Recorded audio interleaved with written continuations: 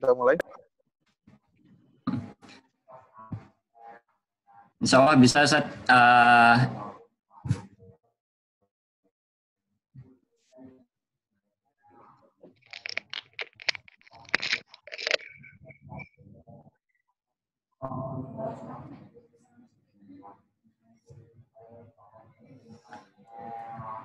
Ustaz Zulfikar, bisa dimulai untuk acaranya? Ya, Ustaz. Bismillahirrahmanirrahim. Assalamualaikum warahmatullahi wabarakatuh. Alhamdulillahi hamdan katsiran tayyiban mubarakan fih kama yuhibbu rabbuna wa yarda. Asyhadu an la ilaha illallah wa asyhadu anna Muhammadan abduhu wa rasuluhu wa la rasula ba'dah. Yang pertama-tama, marilah kita selalu memanjatkan puja dan puji syukur hadirat Allah Subhanahu wa taala yang telah banyak memberikan kita nikmat berupa kesempatan dan juga kesehatan sehingga kita masih diberikan waktu untuk berkumpul melakukan diskusi online ini tanpa suatu halangan apapun. Tak lupa salawat serta salam semoga tetap tercurah kepada junjungan kita, Nabi besar kita, suri tauladan kita, Nabi Muhammad Sallallahu Alaihi Wasallam, yang kelak kita tunggu syafaatnya di hari. Teman-teman sekalian, para hadirin diskusi online PCIM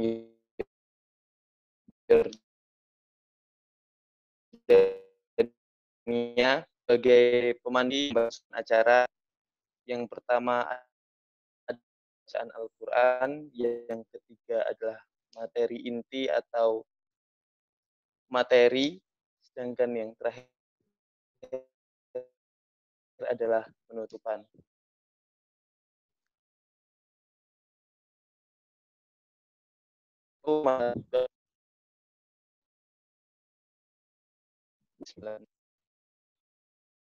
Dua, yaitu saudara kita Al-Ustadz Iqbar Rahmadanya, kami persilahkan.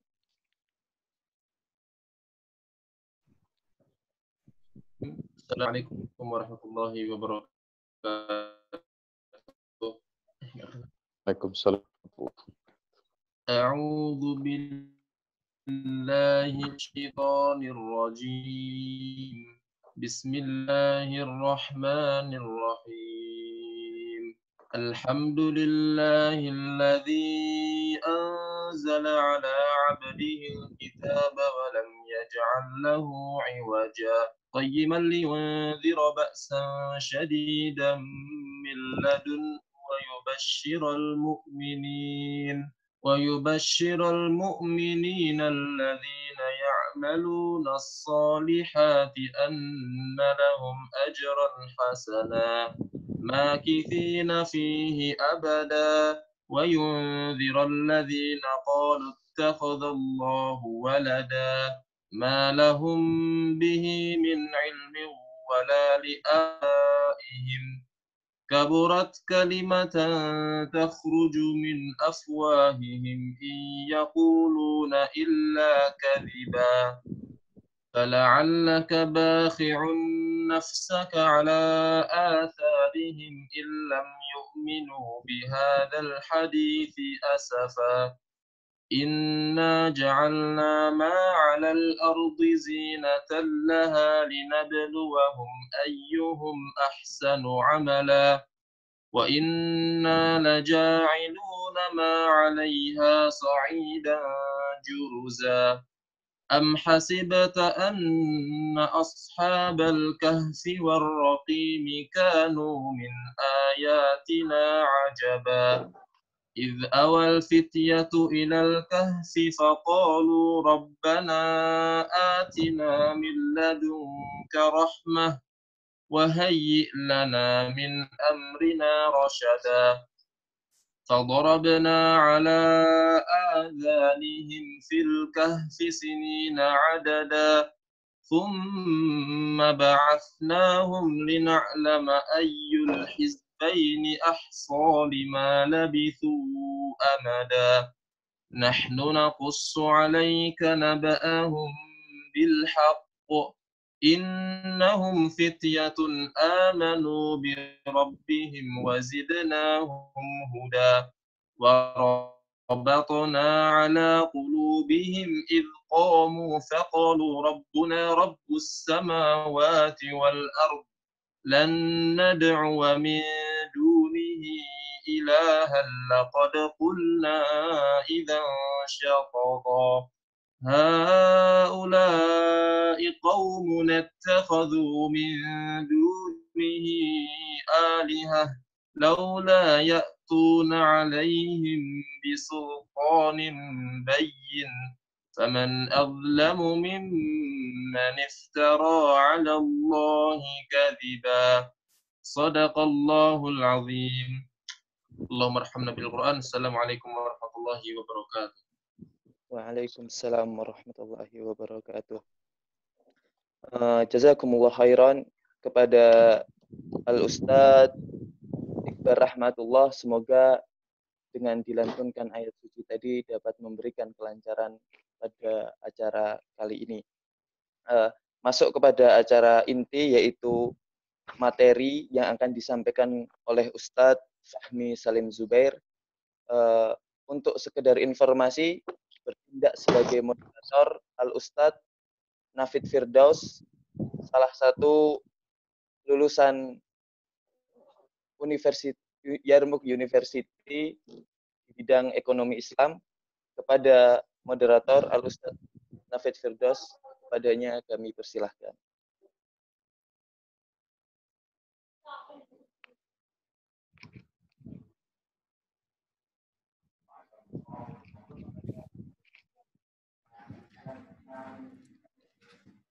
Mohon izin Pak Dubes untuk menyampaikan dua acara. Assalamualaikum warahmatullahi wabarakatuh. Waalaikumsalam warahmatullahi wabarakatuh. Terima kasih atas waktunya kepada Ustadz Zulfikar yang telah memberikan untuk saya sebagai moderator pada acara malam dan sore waktu Yordan. Yang terhormat Bapak Andi Rahmianto untuk Kerajaan Jordania Merangkasa yang berkenan hadir bersama kita, dan yang terhormat kepada Ustadz Fahmi Salim MA yang telah berkenan meluangkan waktunya untuk berbagi ilmu juga dengan kita, dan tak lupa kepada Bapak KBRI Aman yang ikut bersama kita, dan juga kepada kawan-kawan, rekan-rekan, dan saudara-saudara saya yang ikut serta, baik dari PCIM maupun dari PCINU ataupun dari mahasiswa Indonesia di Yordan, dan juga para pendengar yang ada di Indonesia. Alhamdulillahilladzi hadana lihada wa ma kunna linahtadiya laula an hadana Allah. Wassalatu wassalam ala habibillah wa Muhammad ibn Abdillah wa ala alihi wa sahbihi wa man wallah, amma ba'd. Para hadirin yang berbahagia, dunia saat ini sedang berjuang melawan virus corona yang telah menjangkiti lebih daripada 4 juta jiwa dan menewaskan daripada 280.000. Sedangkan Indonesia sendiri yang saat ini pada hari ini yang positif itu ada 14.032 dan yang meninggal 973 orang, yang mana kurvanya masih stabil naik dan belum menunjukkan adanya penurunan. Vaksin yang diharapkan dapat virus ini juga belum ditemukan. Berbagai upaya sudah dilakukan untuk mengurangi penyebaran virus ini. Di bulan Ramadan yang penuh berkah ini, mana Al-Quran diturunkan, dan pada hari ini 17 Ramadan, yang mana kita peringati dengan adanya nuzulul Quran, yang mana Al-Quran ini sebagai petunjuk hidup umat Islam yang mengisahkan bahwa dalam satu surat yaitu Al-Kahfi disebutkan ada pemuda yang melarikan diri dari kejaran penguasa, yang mana ia hidup menjauh dari keramaian, hidup jauh dari sosial bermasyarakat, yang mana ia hidup di dalam gua, yang mana peninggalannya hari ini bisa kita lihat dan bisa kita kunjungi, yang ada di Yordan, di Abu Alanda, di Amman. Walaupun banyak riwayat mengatakan ada juga yang terjadi di Turki, namun beberapa bukti sejarah menguatkan bahwasannya Ashabul Kahfi itu berada di dunia.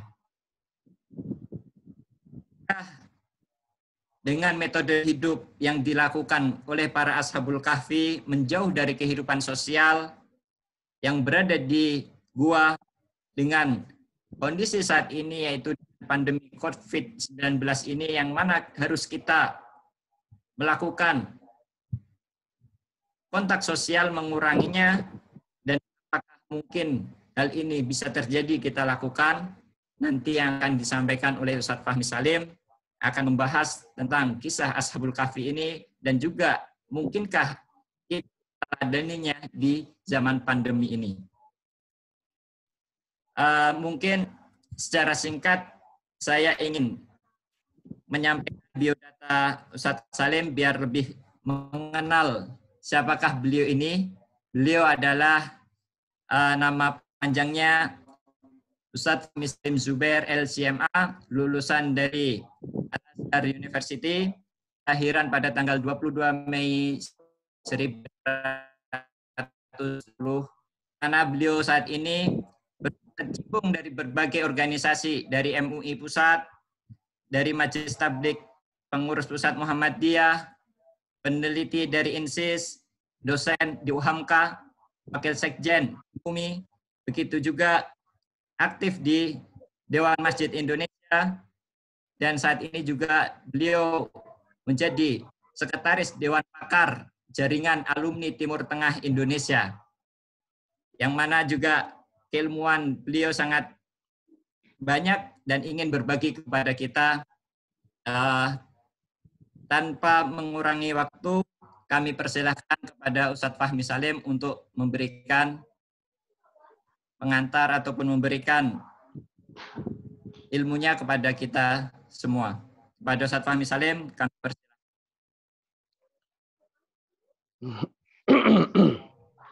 Bismillahirrahmanirrahim. Alhamdulillahi Rabbil Alamin. Wa usalli wa usallim ala Rasulillah Muhammad ibn Abdullah alladhi arsalahu Allahu rahmatan lil alamin wa basyarahu hadiyan wa da'iyan ila Allah bi'idhnihi wa sirajan munira. Allahumma salli wa sallim wa barik ala Sayyidina Muhammad wa ala alihi wa sahbihi ajma'in. Subhanaka la ilma lana illa ma 'allamtana innaka antal alimul hakim. Wa qur rabbi zidni ilma. Saudara-saudaraku, sahabat-sahabat semua yang saya muliakan, yang saya cintai karena Allah Ta'ala, ya, Pak Dubes, Pak Andi yang luar biasa malam hari ini ikut membersamai teman-teman adik-adik kami dari PCI Muhammadiyah Yordania. Terima kasih Pak Dubes bersedia bersama teman-teman. Kita sambung silaturahim, ya, sambung asa, dan kita terus ya, menjalin ukhuwah di antara seluruh komponen anak bangsa. Kepada seluruh teman-teman pelajar mahasiswa Indonesia di Yordania dari berbagai macam ormas keagamaan lintas, ya. Saya bersyukur kehadirat Allah Subhanahu wa taala malam hari ini diundang oleh ikhwah dari PCI Muhammadiyah Yordania. Subhanallah. Ini pas waktunya, memang awalnya itu mintanya awalnya itu malam Ahad kalau tidak salah. Sabtu malam Ahad. Tapi karena kami sudah ada kajian rutin ya, bersama Darut Tauhid Bandung setiap Sabtu malam Ahad, ya pukulnya sama jam 8 juga. Maka saya minta untuk digeser ke hari Ahad malam Senin. Dan alhamdulillah dengan izin Allah Subhanahu wa taala kita dapat bersilaturahim, bertatap muka ya melalui forum ini. Subhanallah. Kalau enggak seperti ini, kalau enggak asbab hidayah yang Allah berikan kepada kita berupa COVID-19, mungkin kita jarang bisa berjumpa seperti ini, bisa bertatap muka, ya meskipun melalui layar HP atau laptop atau apapun namanya itu, ya sehingga kita dapat bersilaturahim, ya menjalin ukhuwah di antara kita semuanya. Dan luar biasa ini tanggal 17 Ramadan, ya nggak terasa waktu cepat berlalu. Barusan sore juga dari siang, sore tadi sebelum maghrib sampai malam ini juga kita bicara tentang nuzulul Quran. Ya, salah satunya kalau siang tadi saya bicara dengan teman-teman komunitas bisnis, ya jaringan digital network marketing atau istilah lainnya MLM. Syariah yaitu PT Keling Indonesia. Ini juga bicara tentang nuzul Quran tapi dalam perspektif bisnis. Tadi sore mengenai keutamaan tilawah dan tadabbur Al-Quran, terutama peran keluarga, orang tua ya dalam mengaktualkan nuzulul Quran. Dan malam ini alhamdulillah, summa alhamdulillah, summa alhamdulillah. Tidak henti-hentinya kita bersyukur memuji Allah taala di hari 17 Ramadan ini, ya, yang berbarengan juga dengan momentum yang sering diperingati oleh kaum muslimin di Indonesia terutama, ya, sebagai nuzulul Quran. Kita dapat berjumpa, ya, membahas tentang Ashabul Kahfi, subhanallah. Ya, Ashabul Kahfi, ya. Saya tidak tahu motifnya apa, tapi barangkali seperti yang tadi disampaikan saudara moderator, barangkali karena lokasi gua Ashabul Kahfi ini ya itu berada di negeri Yordania, ya.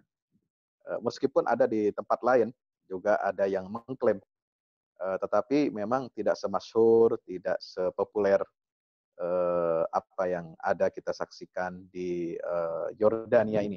Alhamdulillah saya sempat sekali ya sudah ke sana membawa jamaah umroh plus Aqsa, ya Pak Dubes, cuma saya mohon maaf waktu itu nggak sempat mampir ke KBRI Aman. Hanya ada staf KBRI Aman waktu itu adik saya juga, suami istri dulu aktif di PCI Muhammadiyah Mesir, ya. Mas siapa itu? Allahumma shalli ala Muhammad. Jalal atau siapa namanya ya? Jalil. Saya. Abdul Jalil. Mbak Ria. Ya. Mbak Ria, ya. Itu sempat menemani bertemu saya di hotel. Alhamdulillah. Nah, itu tahun 2017. Ya, bersama jamaah kita masuk ke Aqsa juga. Dan ini luar biasa, ya. Kita mengkaji Ashabul Kahfi. Apa pelajarannya, hikmahnya untuk kita saat ini ketika dalam kondisi pandemi. Ya, saya ingin kita mulai dari kata-kata alhamdulillah. Ya. Kata-kata alhamdulillah, pujian kepada Allah. Pujian kepada Allah, ya, itu dimulai di awal surat Al-Quran itu sangat istimewa. Ya, ketika Allah memulai surah Al-Fatihah, kemudian surah Al-An'am, kemudian surah Al-Kahfi, dan surah Fatir. Ini 4 surat yang dimulai dengan alhamdulillah. Ya, kalau masih ada tambahan, ya tolong kasih tahu saya. Ya, mungkin ada tambahan surat lain ya yang dimulai dengan hamdalah. Ya. Ini alhamdulillahirabbil alamin. Surat Al-Fatihah dimulai alhamdulillah. Karena surat Al-Fatihah ini ya isinya adalah petunjuk ya secara global, ya induk daripada isi Al-Qur'an, ya sebagai daftar isi Al-Qur'an, daftar kandungan Al-Quran, pokok-pokok tema-tema Al-Quran itu ada di surah Al-Fatihah. Ya, maka dimulai dengan apa? Hamdalah. Kita memuji kepada Allah yang telah memberikan hidayah, kunci-kunci kebahagiaan, ya, di dalam surat Al-Fatihah itu dengan cara apa? Kita diperkenalkan oleh Allah dengan Al-Quranul Karim. Sampai-sampai Imam Ibnul Qayyim Al-Jauziyah rahimahullah, ya, itu menulis 3 jilid buku hanya untuk mengkaji, mendalami kandungan surah Al-Fatihah, dan lebih spesifik lagi untuk mengkaji iyyaka na'budu wa iyyaka nasta'in.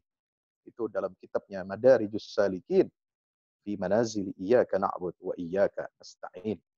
Subhanallah, ya. Ini kita mesti bersyukur kehadirat Allah Subhanahu wa taala. Yang kedua surat apa? Al-An'am. Alhamdulillahilladzi khalaqas samawati wal arda wa ja'alaz zulumati wan nur tsumma alladzina kafaru bi rabbihim ya'dilun. Ya, kata Allah Subhanahu wa taala. Itu kita memuji Allah Subhanahu wa taala. Ya, kenapa di surat Al-An'am dimulai dengan hamdalah, alhamdulillah? Karena surah Al-An'am ini, ya saudara-saudaraku yang dirahmati Allah Subhanahu wa taala, adalah surat Makkiyah yang paling besar.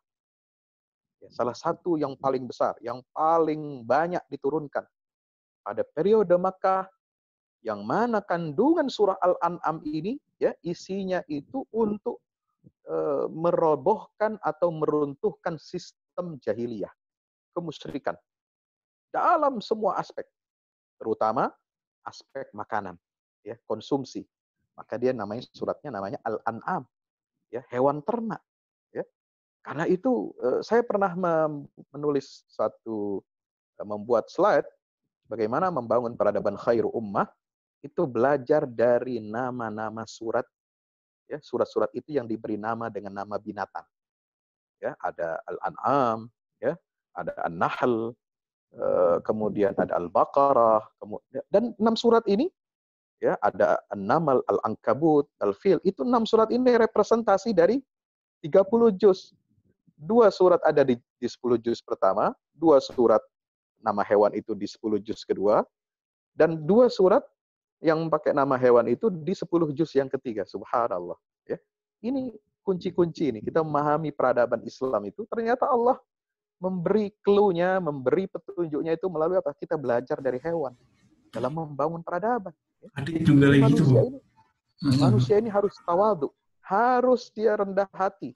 Dia belajar dari semut, belajar dari laba-laba, belajar dari hewan ternak, bahkan belajar dari sapi betina, belajar dari gajah, alfil, itu ya, belajar dari macam-macam. Subhanallah. Maka ini kita harus memuji Allah. Maka itu dimulai Al-An'am apa? Alhamdulillah. Segala puji bagi Allah yang telah meruntuhkan sistem jahiliyah. Kira-kira begitu. Kalau kita memahami dan memaknai surat Al-An'am yang dimulai dengan kata apa? Dengan Alhamdulillahilladzi khalaqas samawati wal arda wa ja'alaz zulumati wan nur tsumma alladzina kafaru bi rabbihim ya'dilun. Ya, teman-teman yang dirahmati Allah Subhanahu wa taala, karena apa? Karena kehancuran orang-orang yang berbuat zalim itu merupakan satu nikmat dari Allah kepada kita. Hancurnya sistem tatanan jahiliyah itu merupakan karunia dari Allah. Makanya dalam ayat yang lain, ya, kata-kata alhamdulillah ini dipakai untuk apa? Faquti'a dabirul qaumil ladzina zalam. Ya. Itu surah apa itu? Surah An-Naml barangkali, ya. Faquti'a dabirul qaumil ladzina zalamu walhamdulillahi rabbil alamin. Ya. Maka dihancurkanlah, dibinasakanlah, ya, negeri-negeri orang-orang yang berbuat zalim. Ya. Walhamdulillahi rabbil alamin, dan segala puji bagi Allah Tuhan semesta alam. Ya, maka itu kita bersyukur. Alhamdulillah. Yang keempat, yang ketiga, surah Al-Kahfi. Alhamdulillahilladzi anzala ala 'abdihil kitab wa lam yaj'al lahu 'iwaja qayyiman liyunzira ba'san shadidan min ladun wa yubashshiral mu'minina alladhina ya'maluna as-salihati anna lahum ajran hasana makithina fihi abada, dan seterusnya. Nah, luar biasa. Hamdalah di surah Al-Kahfi ini memiliki keistimewaan ketika dia mengucap dikaitkan dengan fenomena Allah turunkan Al-Quran, Alkitab, anzala ala abdil kitab. Dan Allah menegaskan, ya sekarang kita sedang nuzulul Quran misalnya, ya subhanallah, ini nampaknya pemilihan judul ini taufik minallah, ini taufik dari Allah Subhanahu wa taala, ya, kepada teman-teman di PCM Yordania ini. Kenapa memilih surah Al-Kahfi ini? Ya, lebih spesifik lagi kisah Ashabul Kahfi ini. Ya, karena ya subhanallah ayat ini mengatakan Allah mengajarkan kita agar kita mengucapkan alhamdulillah karena Allah telah menurunkan kita Al-Qur'an, kepada kita Al-Qur'an. Ya, dan Allah jadikan walam yaj'al lahu iwaja, tidak ada Allah menjadikan di dalam kitab Al-Qur'an ini satu kebengkokan. Semuanya lurus. Anna hadza sirati mustaqiman fattabi'u, dalam surah Al-An'am, ya. Fala tattabi'us subul fatafarraqa bikum an sabil. Inilah jalanku yang lurus. Ya, enggak ada bengkok. Ya, jadi istilahnya jadi orang Islami yang lurus-lurus sajalah, ya. Enggak usah pilih yang bengkok-bengkok. Ya. Kalau ada plesetan-plesetan ini Muhammadiyah garis bengkok, enggak ada. Semua orang Islam tuh garisnya lurus semua, ya. Enggak usah dijadikan lucon, ya, soal garis bengkok, garis lurus ini. Kita semua ini garis lurus semua. Ya, insyaallah. Ihdinas siratal mustaqim, ya kan? Ya Allah, berikan kami petunjuk agar meniti jalanmu yang lurus. Istiqomah di atas jalan yang lurus itu. Nah, yang ke berapa? Dan juga kenapa kita memuji Allah Subhanahu wa taala di dalam surat Al-Kahfi ini? Karena di dalam surah Al-Kahfi ini Allah berikan petunjuk kepada kita berbagai macam fitnah yang dialami oleh hamba Allah, orang-orang yang beriman. Ya, ini fitnah manusia. Fitnah itu artinya ujian, bukan fitnah dalam bahasa Indonesia, artinya tuduhan, ya, atau tuduhan yang tidak berdasar, itu fitnah kalau kita membahasakan. Tapi fitnah dalam istilah Al-Quran itu adalah ujian. Ya, hasiban nas an yutraku ayyaqulu amanna wa hum la yuftanun. Surah Al-Ankabut ayat 2. Walaqad fatanna alladziina min qablihim fala ya'lamanna Allahu alladziina shadaqu wa la ya'lamanna al-kadzibin. Ya, orang kalau sudah mengatakan beriman, tidak mungkin dibiarkan oleh Allah, dia tidak dapat ujian dari Allah. Pasti diuji oleh Allah. Ya, minimal apa? Ujian keimanan. Nah, disinilah surah Al-Kahfi itu memberikan petunjuk kepada kita bagaimana kita mewaspadai, ya, berbagai macam ujian yang akan menimpa setiap hamba Allah yang beriman, terutama ujian yang pertama, ujian keimanan. Seperti Ashabul Kahfi. Ujian harta. Ujian harta. Kalau ujian orang diuji dengan kemiskinan, banyak yang lulus, ya. Karena banyak yang jadi ahli ibadah, ahli zikir. Kenapa? Karena mikir, kapan gue kaya nih? Ya, biasanya minta amalan-amalan sama kiai, sama macam-macam, ya kan? Pak Kiai minta amalan penambah rezeki. Pak Kiai minta amalan. Oh, rajin dia itu kalau dikasih amalan itu. Subhanallah, dijabanin kata orang Jakarta. Ya, dijabanin tuh amalan. Mau berapa kali, mau berapa ribu, ya. Tapi kalau sudah diberikan kekayaan, banyak orang yang tidak lulus dalam ujiannya. Nah, ini di situ ada kisah tentang seorang pemilik 2 kebun. Ya, itu kisah dalam surah Al-Kahfi. Yang ketiga ada ujian apa? Ujian ilmu pengetahuan. Ujian ilmu, subhanallah. Ini kisah antara Musa dan Khidir. Ya, Nabiullah Musa dan Khidir. Ya, alaihi wa ala rasulina afdhalus salatu wassalam. Ya. Ini ujian tentang ilmu, ya. Bagaimana orang berilmu harus tawadu, ya. Maka Musa disuruh oleh Allah belajar lagi kepada hamba. Fawajada 'abdan min ibadina atainahu rahmatan min 'indina wa 'allamnahu min ladunna ilma. Ya, itu kisah Musa Khidir ini dialog antara ilmu dengan takdir. Ya. Dialognya memang terjadi betulan antara Musa dan Khidir, tetapi dua sosok ini itu merepresentasikan simbol ilmu dan takdir Allah. Perhatikan baik-baik. Anda akan sampai kepada kesimpulan itu. Ini pelajaran bagaimana manusia harus mempersiapkan diri menghadapi takdir Allah. Bisa apa? Berupa bencana yang tidak kita duga-duga. Seperti sekarang pandemi. Bisa bencana kematian. ya. Dan bencana apa? Bencana berubahnya tatanan nilai. Nilai kita bisa bergeser berubah, tetapi nilai kebaikan dari Allah tidak pernah berubah. Maka di situ tentang membangun tembok yang runtuh. Itu bicara tentang nilai yang tetap. Walaupun orang jahat sama kita balas dengan kebaikan. Itu tetap nilai al-haq itu tidak berubah, tidak boleh berubah. Jangan pakai logika untung rugi, logika ingin membalas kejahatan orang dengan kejahatan yang sama, tidak bisa. Logika kebaikan harus menang, ya. Gitu. Kemudian yang keempat fitnah apa? Fitnah kekuasaan. Kisah Zulkarnain. Nah itu makanya Allah kita mengucapkan alhamdulillah, ya. Seakan-akan surat Al-Kahfi ini mengatakan kepada kita, berterima kasihlah Anda kepada Allah. Pujilah Allah Ta'ala.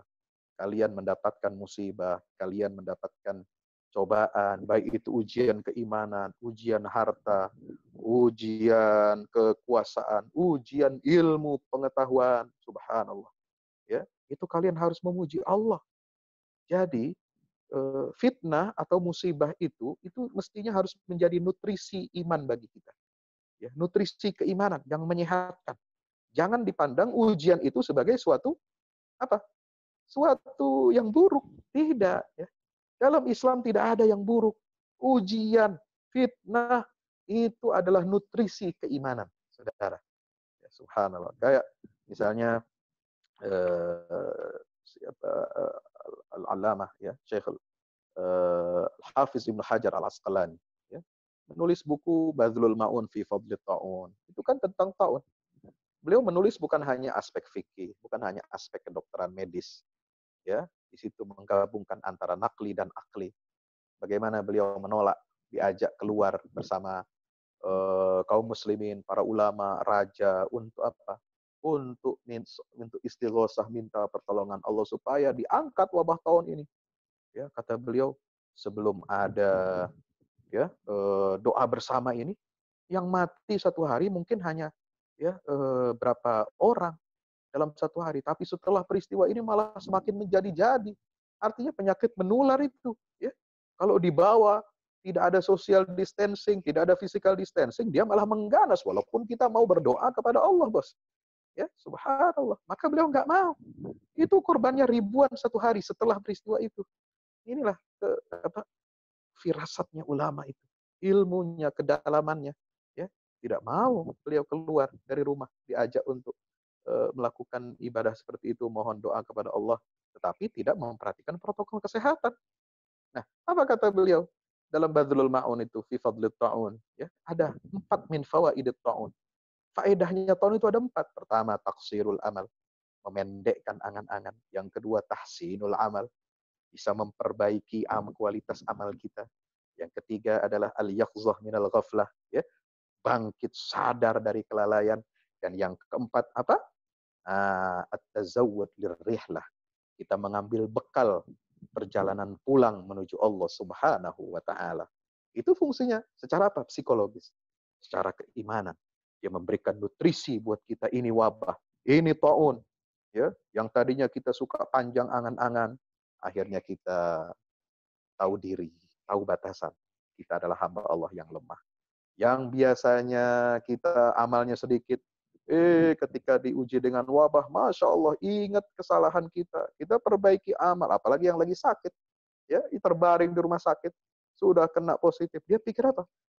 Ya, tinggal berharap kepada Allah. Perbanyak amal saleh. Ya kan? Kemudian bangkit dari kesadaran. Lalai dari kelalaiannya. Sadar dari kelalaian ini penting. Itulah di antara keutamaan ta'un ini. Subhanallah. Nah, pemirsa yang dirahmati Allah, sahabat-sahabat semua dirahmati Allah. Maka lalu ya apa itu surat yang keempat itu surat Fatir. Itu nanti ya, kita tidak bahas itu. Nah, di surah Al-Kahfi ini ya, di ujian yang pertama, ujian keimanan oleh siapa? Ashabul. Nah, Ashabul Kahfi awalnya, kisah awal mulanya, nah itu teman-teman tahu ya, teman-teman yang di Yordania, ya, apalagi yang suka guide ya. Tapi sekarang ini Pak Dubes nampaknya travel kita ini sedang lesu semua. ya, tidak ada orang bepergian. Jadwal umroh, jadwal travel, Aqsa semua tiarap, ya, subhanallah. Ya, kita doakanlah teman-teman kita ini yang bergerak di bidang travel, mudah-mudahan insya Allah nanti bisa bangkit lagi, bisa pulih lagi, ya, dan bisa memberikan manfaat bagi kaum muslimin dengan apa? Dengan menceritakan sejarah masa lalu. Qul siru fil ard, fanzuru kaifa kana akibat mukazzibin. Masuk ya,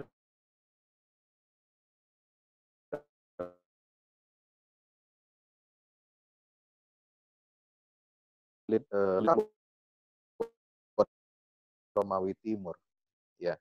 Maka sebenarnya negeri Syam itu kan dulu bagian dari Romawi Timur. Makanya kenapa ada perang Tabuk, ya, di sana. Kemudian ada apa itu perang melawan Romawi itu kalau tidak salah ada 2 kali di wilayah Syam, ya, di zaman Rasulullah SAW. Ya, Mu'tah dan Tabuk itu di wilayah negeri Syam. Itu basis Romawi Timur. Dan itu adalah pangkalan militernya mereka. Ya, pusatnya di Romawi Timur itu di mana? Konstantinopel.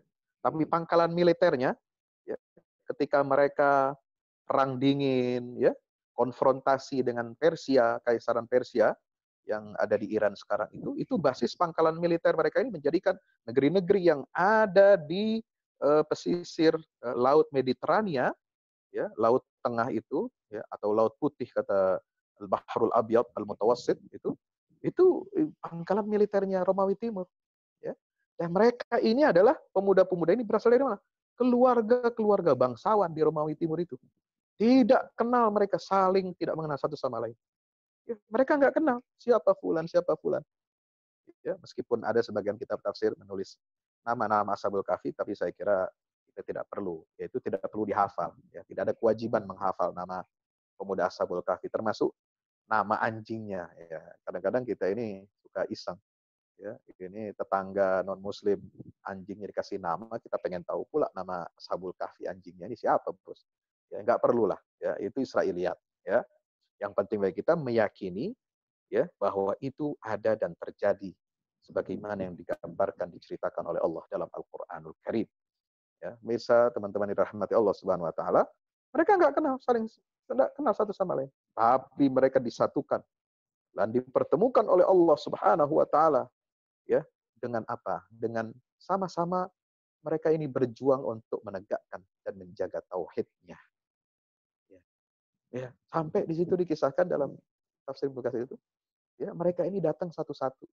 Satu datang, ya, habis dikejar-kejar selamat, ya, duduk di bawah pohon, datang lagi satu orang, datang lagi satu pemuda, subhanallah.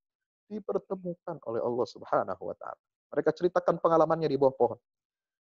Ashabul Kahfi ini ternyata adalah buronan, ya, dikejar-kejar oleh raja musyrik yang zalim. Lalu mereka masuk ke dalam gua dan tertidur. Nah, disinilah mungkin kita boleh istilahkan dengan lockdown. Ya, mereka terlockdown di dalam gua 300 tahun.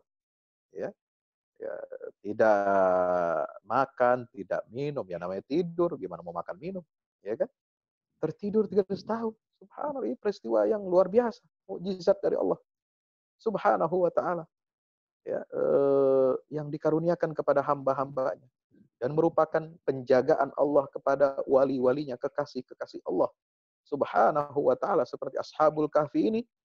Nah, dari sinilah kemudian Al-Quran menjadikan kisah Ashabul Kahfi ini sebagai alat atau pembuktian tentang kebenaran adanya hari kebangkitan.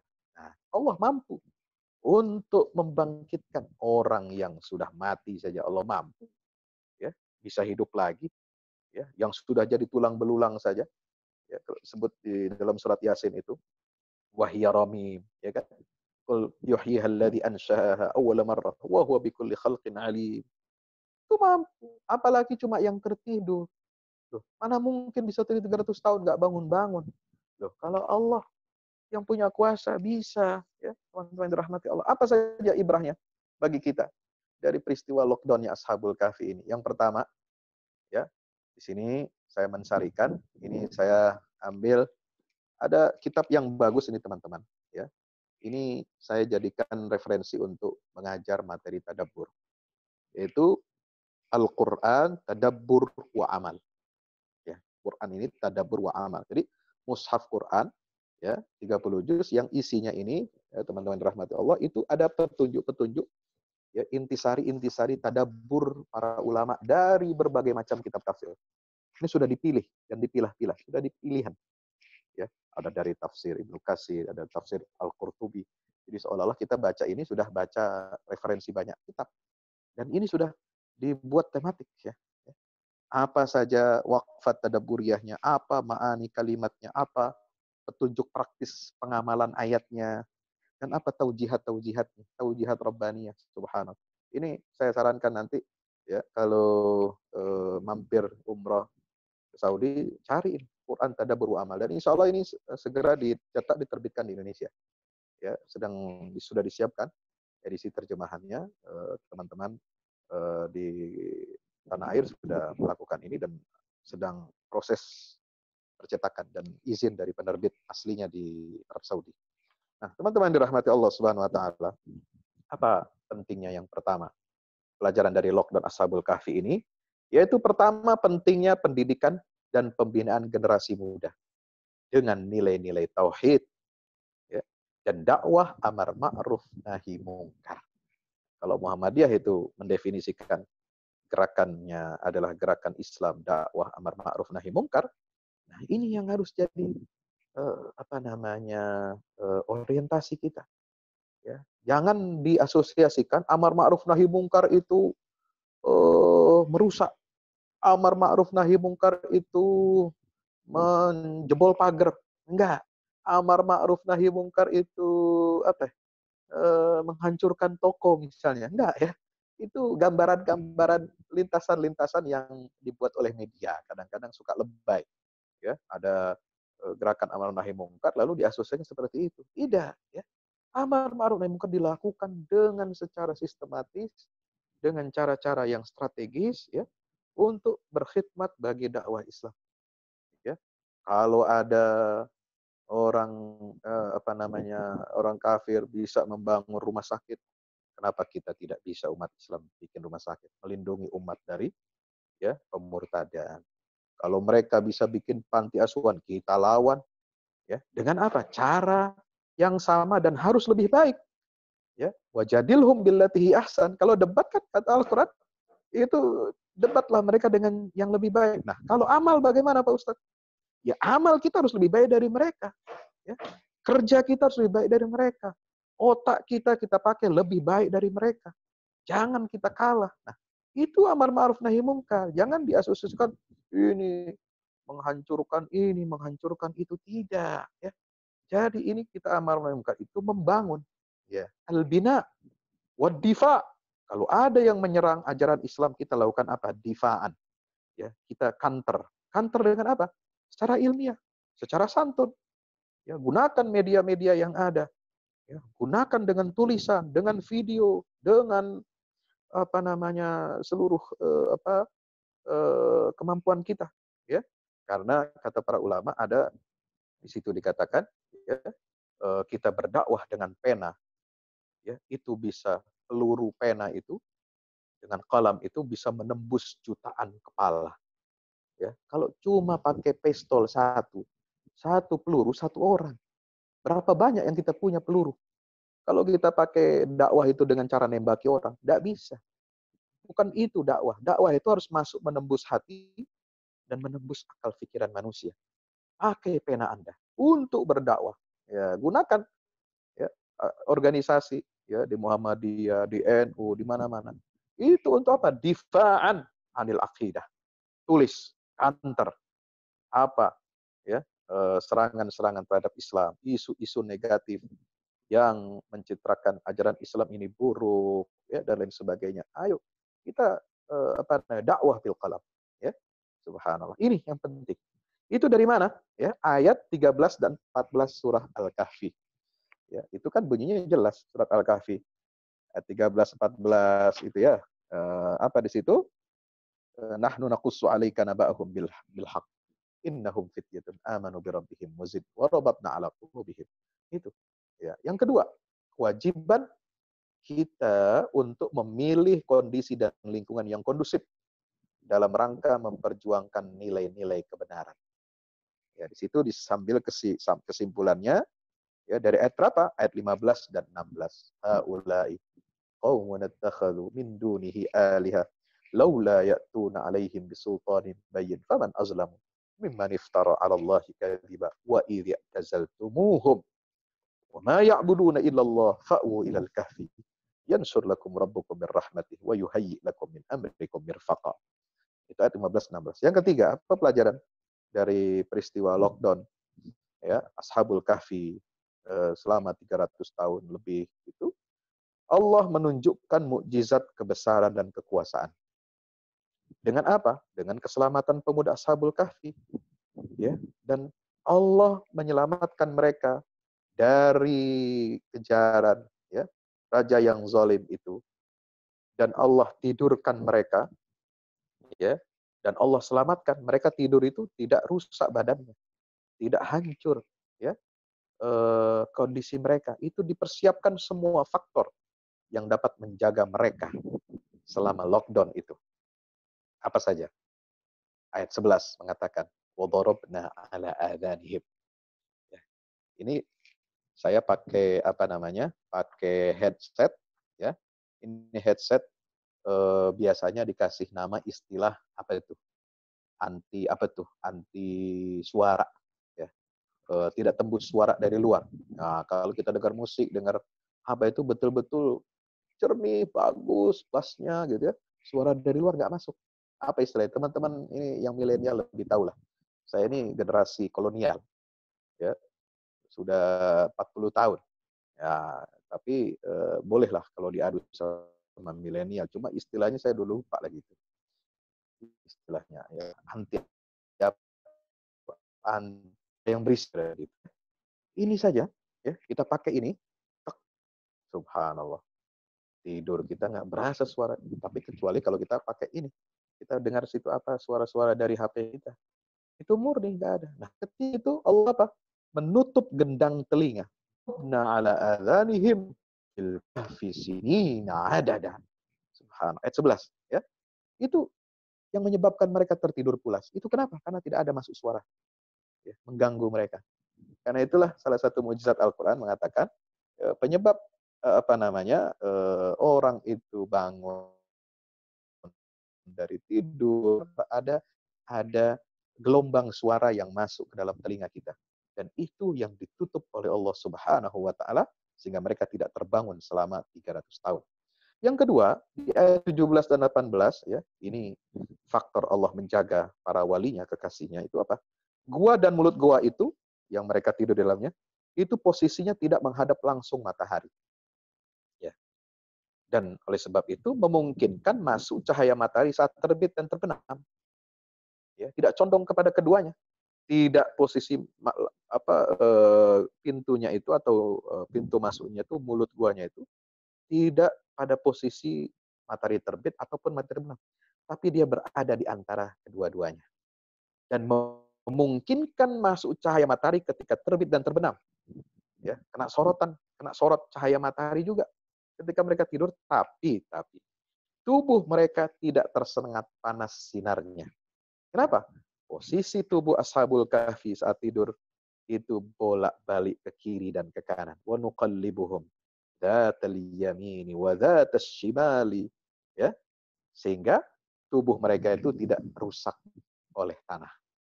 Ini ayat 17 dan ayat 18. Ini salah satu mukjizat Allah berikan ya untuk menyelamatkan mereka. Yang ketiga yang menjaga mereka ini apa? Anjing. Subhanallah. Anjing itu menjadi mulia karena melayani Ashabul Kahfi dengan menjaga mulut gua itu. Ayat 18. Ya, wa kalbuhum basitun dira'ihi bil wasit. Law ittala'ta 'alaihim lawallaita minhum firaran wa lamulita minhum ru'ba. Apa kata Ibnu Atiyah? Ya, Ibnu Atiyah Al-Andalusi. Ini ulama ahli tafsir yang lahir di Andalusia, Spanyol. Ya, idza kana ba'dul kilab qad nala hadhihi darajatal 'ulya bi suhbatihi wa mukhalatatihi as-sulaha wal awliya hatta akhbara Allah bidzalika fi kitabih jalla wa ala. Fama dhannuka bil mu'minin al muwahhidin al mukhalitin al muhibbin lil awliya was salihin. Nah, itu dalam Pakai wifi itu aja. Ini. Oh iya. Oh iya.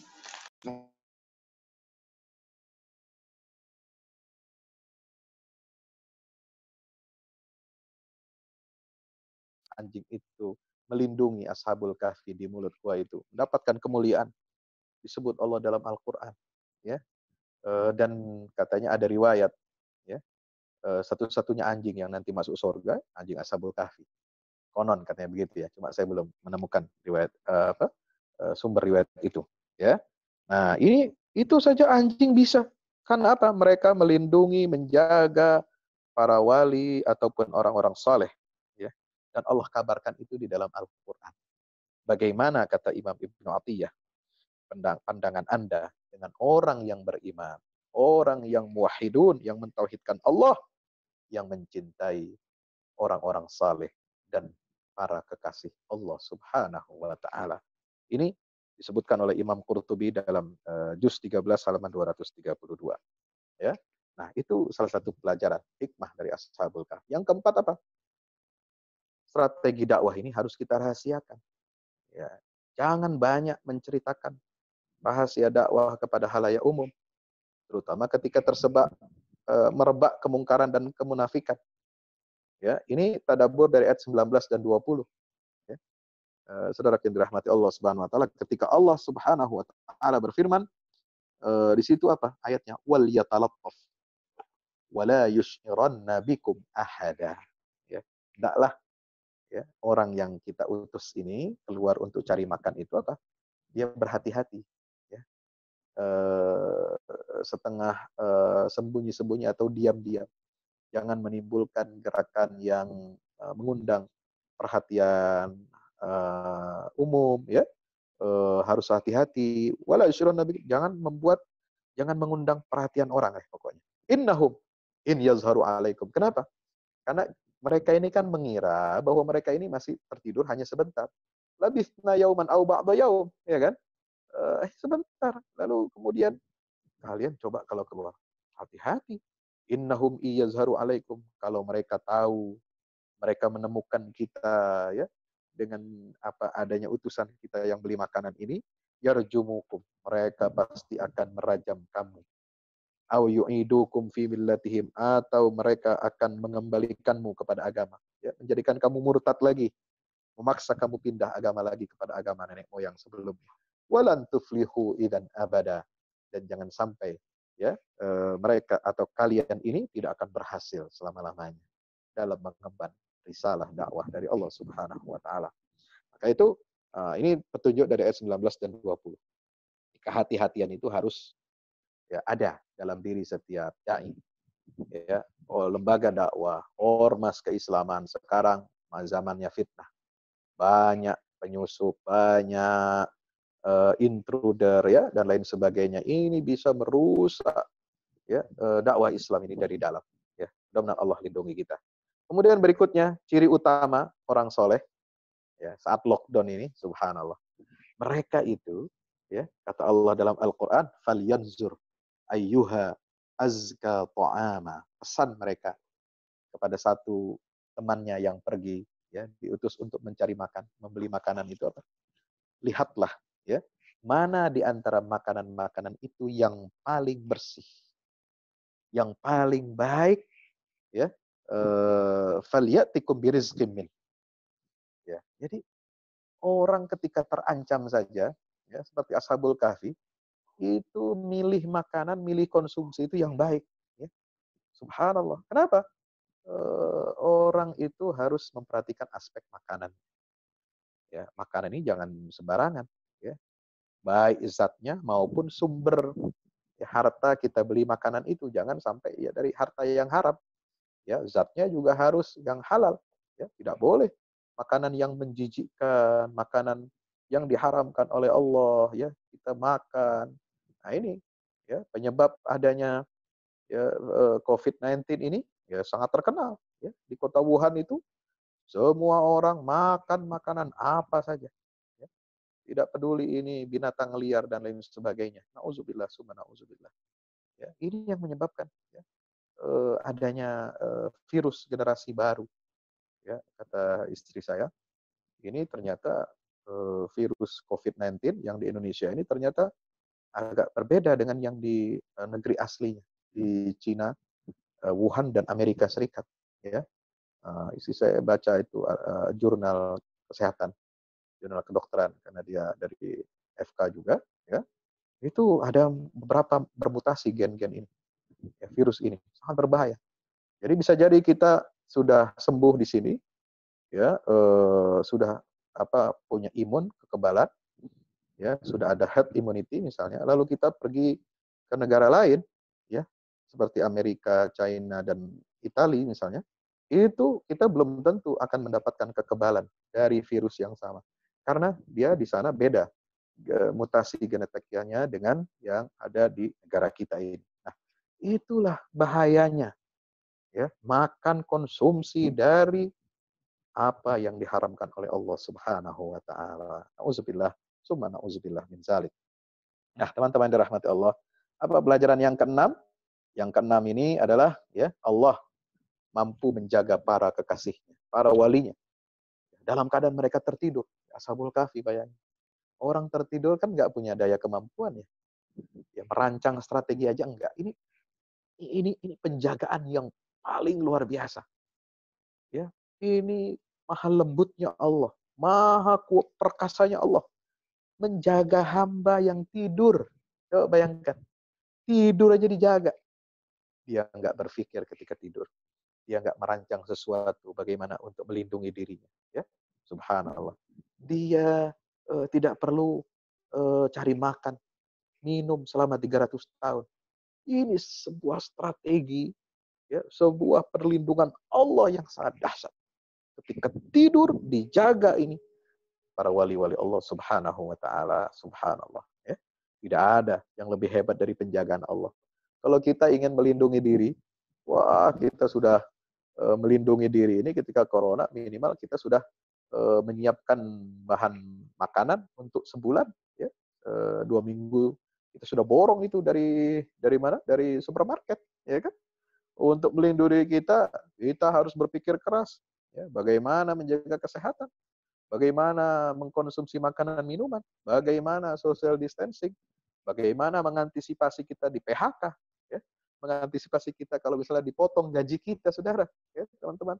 Mungkin teman-teman di sana tidak merasakan seperti yang di sini, ya, bagaimana ini krisis kesehatan ini menjadi krisis sosial dan ekonomi. Subhanallah, ini banyak yang di PHK. Yang masih kerja pun gajinya dipotong sekian persen, ya, karena kerja dari rumah katanya. Subhanallah, ya. Yang punya usaha kuliner, ya, UMKM semua pada kolaps, pada tiarap. Ya, tetangga saya ada yang biasa jualan ini macam-macam, ya, daya beli menurun, akhirnya apa? Banting setir jualan yang lebih murah lagi, ya, tidak bisa dia menjual yang makanan yang nikmat, yang enak-enak, tapi harganya di atas misalnya 15.000, nggak bisa orang sekarang. Itu di Jakarta, ya, di Jakarta. Apalagi di daerah yang tingkat ekonominya masih di bawah Jakarta. Subhanallah. Nah, ini kita harus putar otak. Kita harus kreatif. Kita harus ini, begini, begini, begini. Bagaimana menstabilkan perekonomian, bagaimana ketahanan keluarga, ketahanan ekonomi kita. Itu kita putar otak. Tapi Ashabul Kahfi, ya, 300 tahun tidak disuruh mikir sama Allah, tidak disuruh buat perencanaan lockdown 300 tahun. Bayangkan kalau mereka 300 tahun di situ, ya, dibiarkan ya, hidup gitu, hidup normal, ya, siang dia melek gitu ya, bisa jalan kerja lalu malamnya tidur. Kalau dia 300 tahun begitu, bagaimana saudara? Ya, bagaimana makannya, minumnya, sementara dia dikejar-kejar oleh tentara itu, pasukan yang setiap saat mengintai. Subhanallah. Allah kasih cara yang paling ringan, paling hebat untuk melindungi para kekasihnya ini. Ya, itulah kekuasaan dan kebesaran Allah Subhanahu wa taala.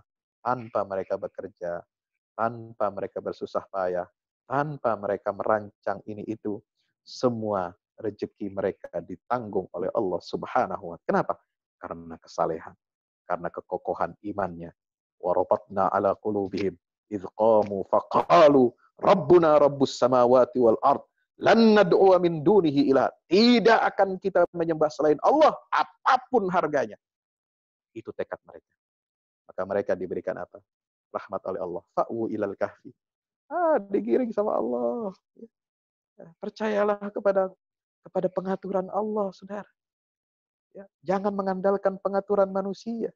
Ya, jangan mengandalkan kepada rencana Allah jauh lebih hebat. Ya, kita yakin itu. Fa'u ilal kahfi yanshur lakum rabbukum bir rahmatih. Di dalam goa saja yang enggak ada sumber-sumber kehidupan. Kalau diukur dengan ukuran materi, ukuran normal, Allah bisa berikan rizki kepada orang yang tertidur itu selama 300 tahun. Subhanallah. Ya, teman-teman yang dirahmati Allah Subhanahu wa taala, inilah hebatnya menjadi kekasih Allah, ya. Nah, dan yang terakhir apa? Teman-teman yang dirahmati Allah adalah kisah Ashabul Kahfi ini bertujuan untuk apa? Mengokohkan keimanan kepada Allah. Dialah satu-satunya pelindung hamba. Maka mohonlah pertolongan. Maka mohonlah pertolongan itu dengan apa? Dengan bersandar kepada Allah, ya, dan tidak menyekutukan Allah Subhanahu wa taala. Nah, itu ayat 26, ini terakhir, ya. Apa kata Allah di situ? Qulillahu a'lamu bima labithu lahu ghaibus samawati wal ard absir bihi wa asma. Ma lahum min dunihi waliyyin wala yusyriku fi hukmihi ahada. Ini pesan di akhir kisah Ashabul Kahfi. Pentingnya kita apa? Mengesahkan Allah. Jangan cari perlindungan kecuali kepada selain Allah Subhanahu wa taala. Ya, ma lahum min dunihi min wali wala yusyriku fi hukmihi ahada. Dan Allah di situ menyinggung, jangan sekali-kali hamba Allah ini menyekutukan Allah dalam apa? Dalam hukumnya, dalam ketetapannya, dalam takdirnya, dalam semua ujian, musibah, semua itu adalah karena kekuasaan Allah Subhanahu wa taala. Karena Allah yang mengizinkan. Kita tidak boleh suudzon kepada Allah. Nauzubillah, summa nauzubillah min zalik. Ya, suudzon kepada makhluk aja nggak boleh, apalagi suudzon kepada Allah. Itu disebutnya zonnus sau. Alaihim dairatus sau wa ghadiballahu alaihim wa la'anahum wa a'adda lahum adzaban azima. Ya, itulah zonnul jahiliyah. Seperti dalam surat Al-Imran ayat 154 itu apa mengatakan? Tsumma anzalallahu alaikum min ba'dil ghammi amanatan yughashshikum. Ya, qad ahammathum anfusuhum. Ya. Qad ahammathum anfusuhum wa zannu. Ya, apa? Yazunnuna billahi ghairal haqqi dhannal jahiliyah. Yaquluna hal lana minal amri min syai'? Qul innal amra kullahu lillah. Ya, subhanallah. Silakan dibaca. Ini jangan sampai kita suudzon kepada Allah, tidak percaya kepada takdir Allah, ya, menjelekkan, ya, qada dan qadar Allah Subhanahu wa taala. Kita suudzon kepada Allah itu adalah seburuk-buruknya akhlak seorang hamba terhadap Allah Subhanahu wa taala. Demikian, wallahu alam bisawab. Mudah-mudahan bermanfaat bagi kita semuanya. Aqulu qouli hadza astaghfirullah li wa lakum. Assalamualaikum warahmatullahi wabarakatuh.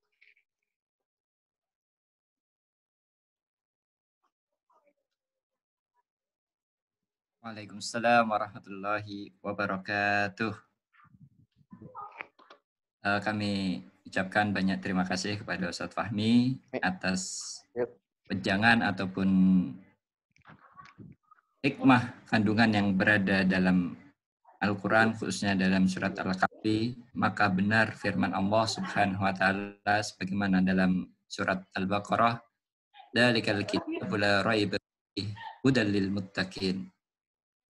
Kitab Al-Quran ini tidak ada keraguan padanya dan jadi petunjuk bagi yang bertakwa. Mudah-mudahan itu kan pembukaan aja. Kita diberikan keberkahan dan juga memberikan manfaat apa yang telah disampaikan oleh Ustadz Fahmi untuk kita semua. Dan berikutnya yaitu kami meminta kepada Ayahanda Bapak Andi Rahmianto untuk memberikan beberapa kisah ataupun pengalaman beliau yang mana berada di dalam wilayah bumi Syam yang penuh keberkahan, dan terutama adanya kisah Ashabul Kahfi ini untuk menambah wawasan kita, menambah keilmuan kita. Kepada Anda, Bapak Andi Rahmianto, kami persilahkan. Terima kasih Pak Ustadz Miftah, yang saya hormati dan muliakan Pak Ustadz Fahmi Zalim Zubair. Apa kabar Pak Ustadz? Sayang waktu itu kita tidak ketemu. Terima kasih sekali lagi atas pencerahannya Pak Ustadz panjang lebar tentang surat Al-Kahfi dan bagaimana kita bisa mengambil teladan atau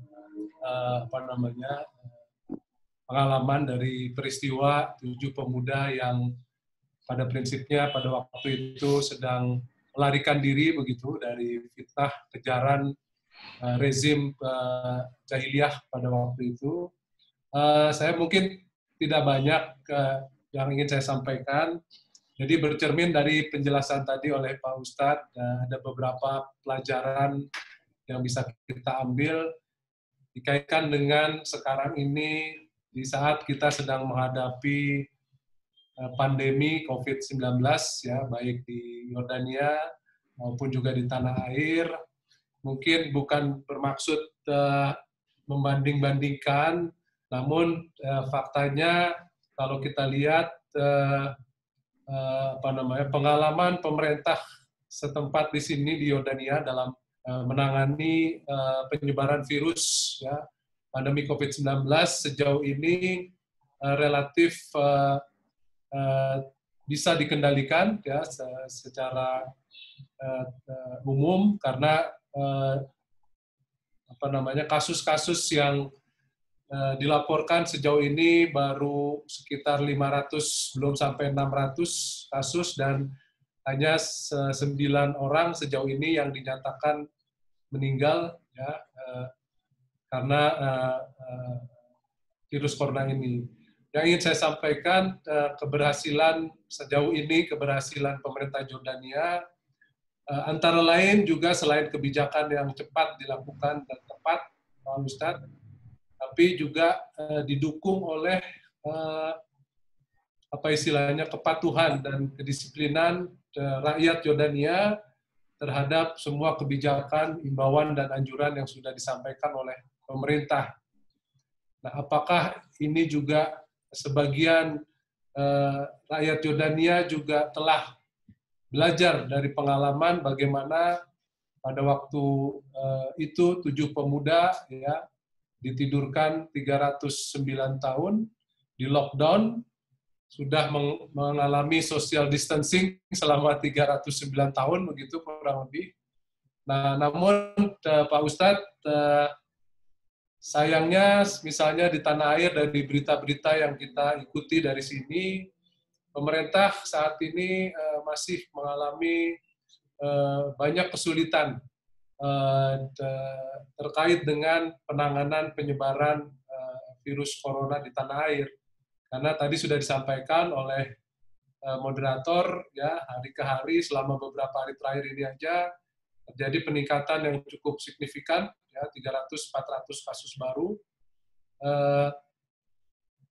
Padahal itu tadi yang disampaikan oleh Pak Ustadz, sebetulnya apakah ini karena, ya, sebagian dari masyarakat kita yang notabene mayoritas Muslim di tanah air yang masih belum bisa mengambil pelajaran bahwa apa yang terjadi sekarang ini tadi disampaikan oleh Pak Ustadz adalah ujian, ya, ujian keimanan, ujian kesabaran kita, ujian kehati-hatian kita, ujian juga bagaimana kita harus berperilaku menjaga kesehatan, begitu.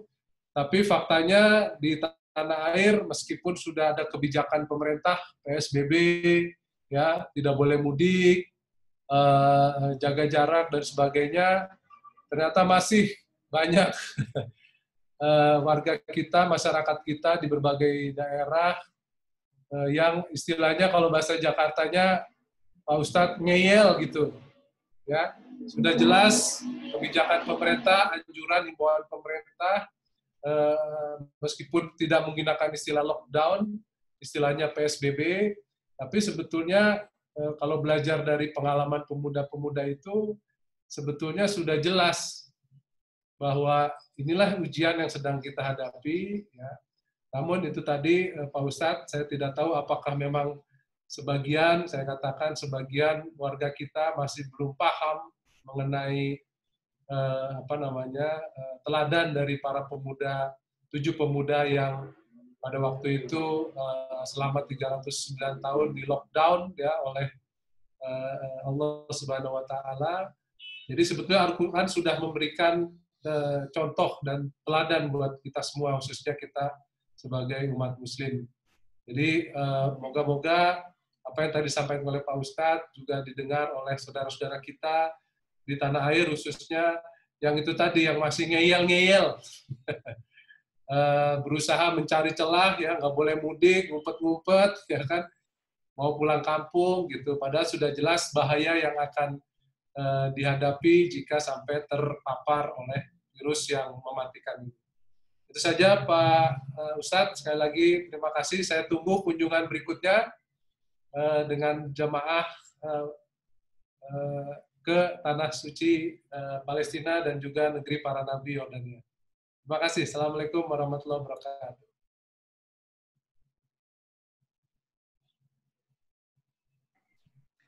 Waalaikumsalam warahmatullahi wabarakatuh.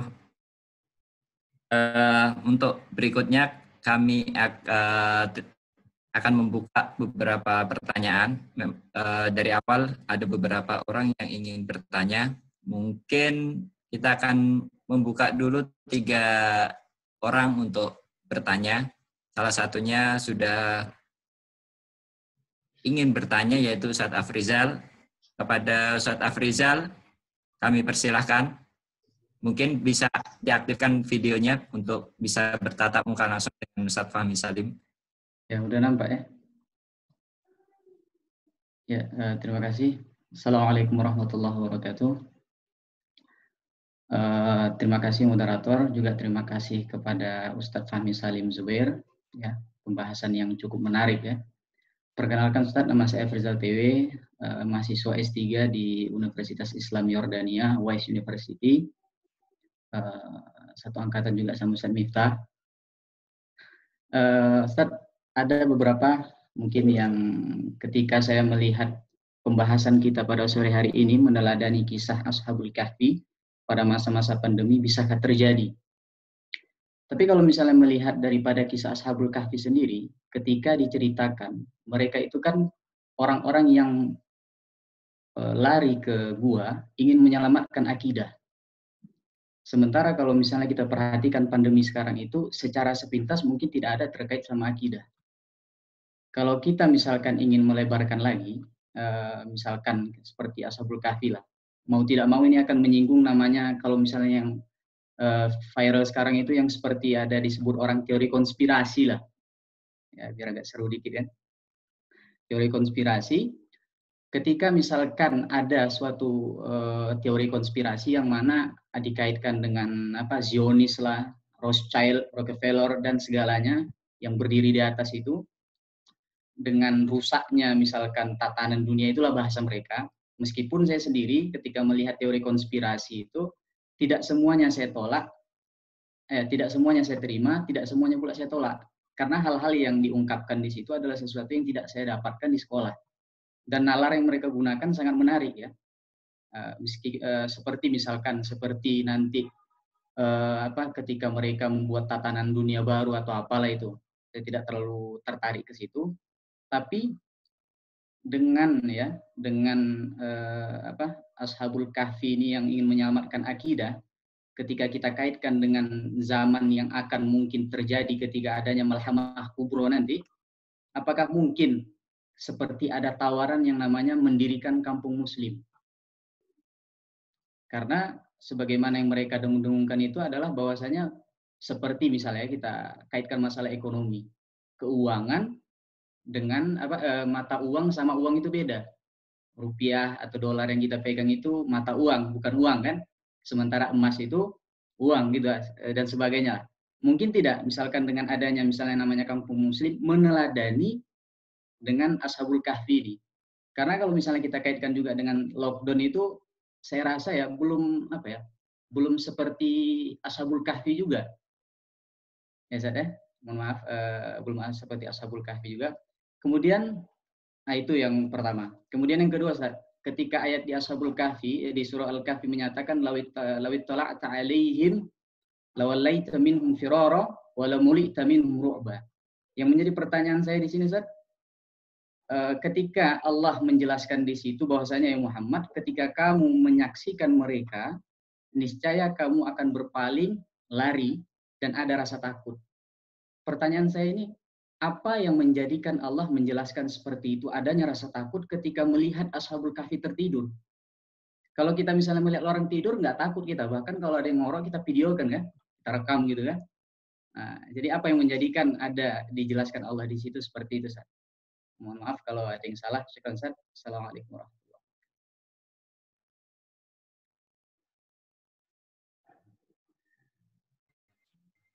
Waalaikumsalam warahmatullahi wabarakatuh. Terima kasih Ustaz Afrizal. Mungkin bisa dijawab dulu atau kita tambah pertanyaan lagi Ustaz Fahmi?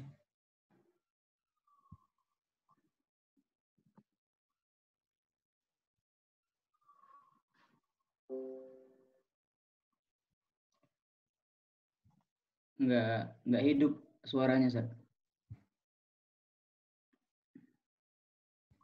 Nah, belum Oh. dihidupkan sama moderator. Sepertinya masih Saya lupa di... dia. Oh iya. Tidak di unmute saya.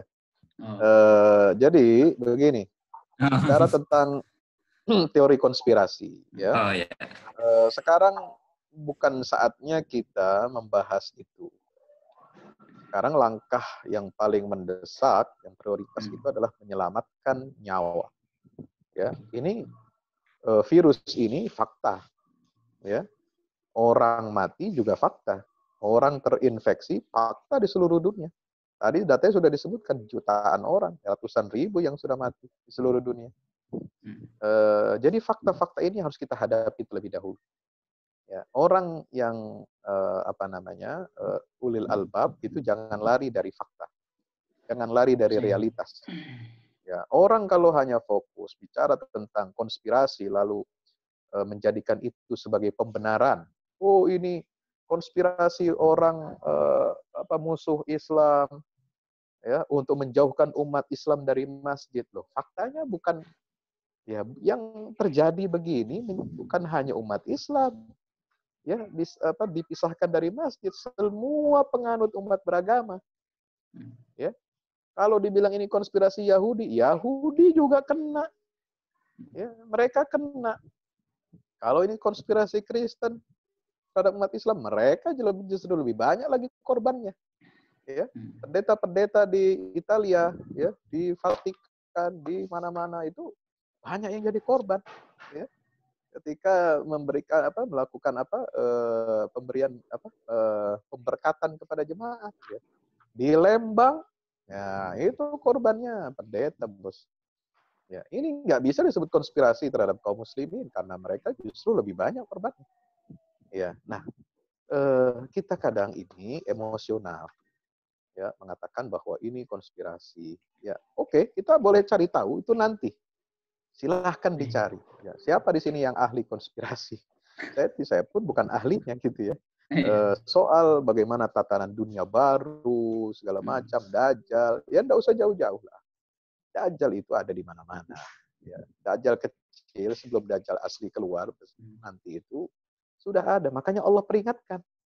Ya, itu fitnah keimanan, fitnah harta, fitnah ilmu, dan fitnah kekuasaan.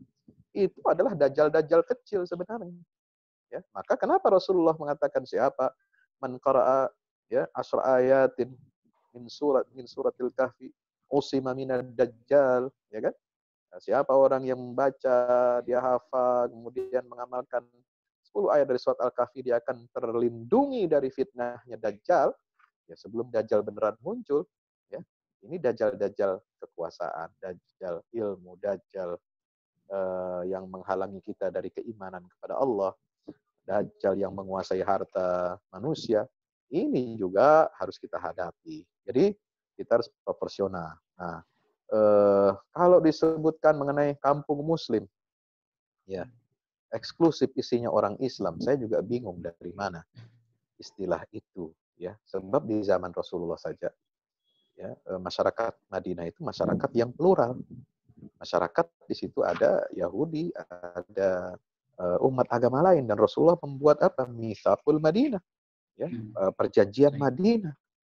Ya, meskipun pada akhirnya Yahudi itu mengalami al-jala, ya, dievakuasi, ya, dalam surat Al-Hasyr, ya, itu Al-Hasyr itu kan artinya di situ bukan Al-Hasyr menggiring manusia di padang mahsyar, tapi menghasar Yahudi keluar dari Jazirah Arab karena mereka melakukan pelanggaran terhadap poin-poin fakta pertahanan bersama kota Madinah, karena mereka terlibat dalam konspirasi, ya, di perang Ahzab. Mereka mendukung kaum musyrikin, ya, tidak membela Rasulullah dan tidak membela umat Islam. Makanya setelah perang Ahzab itu Rasulullah mengirim pasukan kepada Bani Quraiza, Bani Nadir, Bani Qainuqa untuk menghukum mereka. Dan orang-orang Yahudi laki-laki yang sudah dewasa yang angkat senjata sebagai kombatan ini dihukum mati, dieksekusi. Ya, kecuali anak-anak, kaum wanita, orang tua itu dibiarkan tidak dihukum, ya. Mereka dibiarkan hidup dan mereka disuruh apa? Ijla minal Madinah, keluar dari Madinah, bahkan dari Jazirah Arabia, ya. Subhanallah. Itulah maka jadi yang namanya kampung Muslim pun sebenarnya tidak harus eksklusif, ya. Kita boleh bertetangga dengan non Muslim, kita boleh berbuat baik kepada orang non Muslim, kita harus bersifat inklusif dalam apa? Sosial. Tapi dalam akidah eksklusif. Lakum dinukum waliyadin. Tidak boleh ada intervensi, ya, keyakinan, ya. Orang lain tidak boleh intervensi keyakinan kita, kita tidak boleh intervensi terhadap keyakinan mereka. Nah, jadi saya kurang setuju kalau ada istilah kampung Muslim yang murni di situ orang Islam besar. Untuk apa? Untuk menghadapi gejala akhir zaman. Gejala akhir zaman kok sampai berpikir membuat kampung eksklusif seperti itu? Tidak begitu. Ya. Dakwah amar ma'ruf nahi mungkar ini, ya, bersifat apa? Bersifat global, ya, pergaulan kita harus luas. Khulafaur Rasyidin saja, subhanallah, mereka perlakukan ahli kitab, mereka perlakukan non-muslim yang berada di wilayah kekuasaan Islam itu, ya, mereka bergaul, ya, berdagang, mereka juga menjaga hak-hak ahli timah, ya, dan dalam masa keemasan Islam, baik itu Daulah Umayyah, Daulah Abbasiyah, ya, kemudian di Spanyol Bani Umayyah, ya, Umayyah II di Spanyol, Andalusia, kemudian Turki Utsmani di Konstantinopel dari Istanbul sekarang ini, itu mereka peradaban yang kosmopolitan, sangat inklusif dan terbuka, ya, terhadap non-muslim, menampung, memberi perlindungan kepada mereka. Ya, ketika mereka mengalami inkuisisi, ya, keluar dari Andalusia, terakhir kerajaan Islam Granada, ya, muslim dibantai atau dipaksa konvert agama menjadi Nasrani, ya, kalau tidak mau dia pilihannya dua, mau mati dibunuh atau keluar dari Spanyol. Ya, apa yang terjadi? Muslim dan Yahudi sama-sama, ya, diinkuisisi oleh Raja Katolik di sana. Akhirnya apa? Muslim dan Yahudi sama-sama minta perlindungan, cari suaka kemana? Ada yang ke Afrika Utara, ya, Tunisia, di Maroko dan sebagainya itu, sampai Mesir, dan ada yang ke Istanbul, ya, ditampung di sana. Sultan siapa itu? Mehmed Fatih II. Kemudian dilanjutkan Bayazid. Kemudian dilanjutkan Sultan Salim dan Sultan Sulaiman Kanuni itu mengirimkan tentara, pasukan, kapal-kapal untuk menyelamatkan Muslim dari Aksalandia dan juga Yahudi. Mereka eksodus ke Istanbul. Ya, mereka ditempatkan secara terhormat, diberi perlindungan oleh raja-raja, sultan-sultan kaum muslimin. Sampai ada dokter terkenal, filosof dia, Maimonides, ya, dari Andalusia. Dia hijrah ke Mesir, ya, di masa-masa akhir sebelum inkuisisi itu terjadi di abad ke-13, abad 14, itu dia malah di Mesir dia jadi dokter pribadinya Salahuddin Al-Ayyubi, subhanallah. Dan dia dimakamkan sekarang di Israel. Ada kuburan di Israel. Ya, dia tidak pindah agama Islam. Karena Islam tidak maksa masuk agama. Ya, dia berada di bawah perlindungan kaum muslimin. Dia belajar di tempat riset-risetnya umat Islam, di universitasnya di Cordoba, di Granada, di Mesir, di mana-mana. Ya, dia mendapatkan kemuliaan. Ya. Yahudi yang ada di mana? Di Balkan, Yahudi yang ada di Istanbul, semua mendapatkan posisi, ya, yang terhormat, ya, sebagai seorang warga negara, ya, dari Turki Utsmani.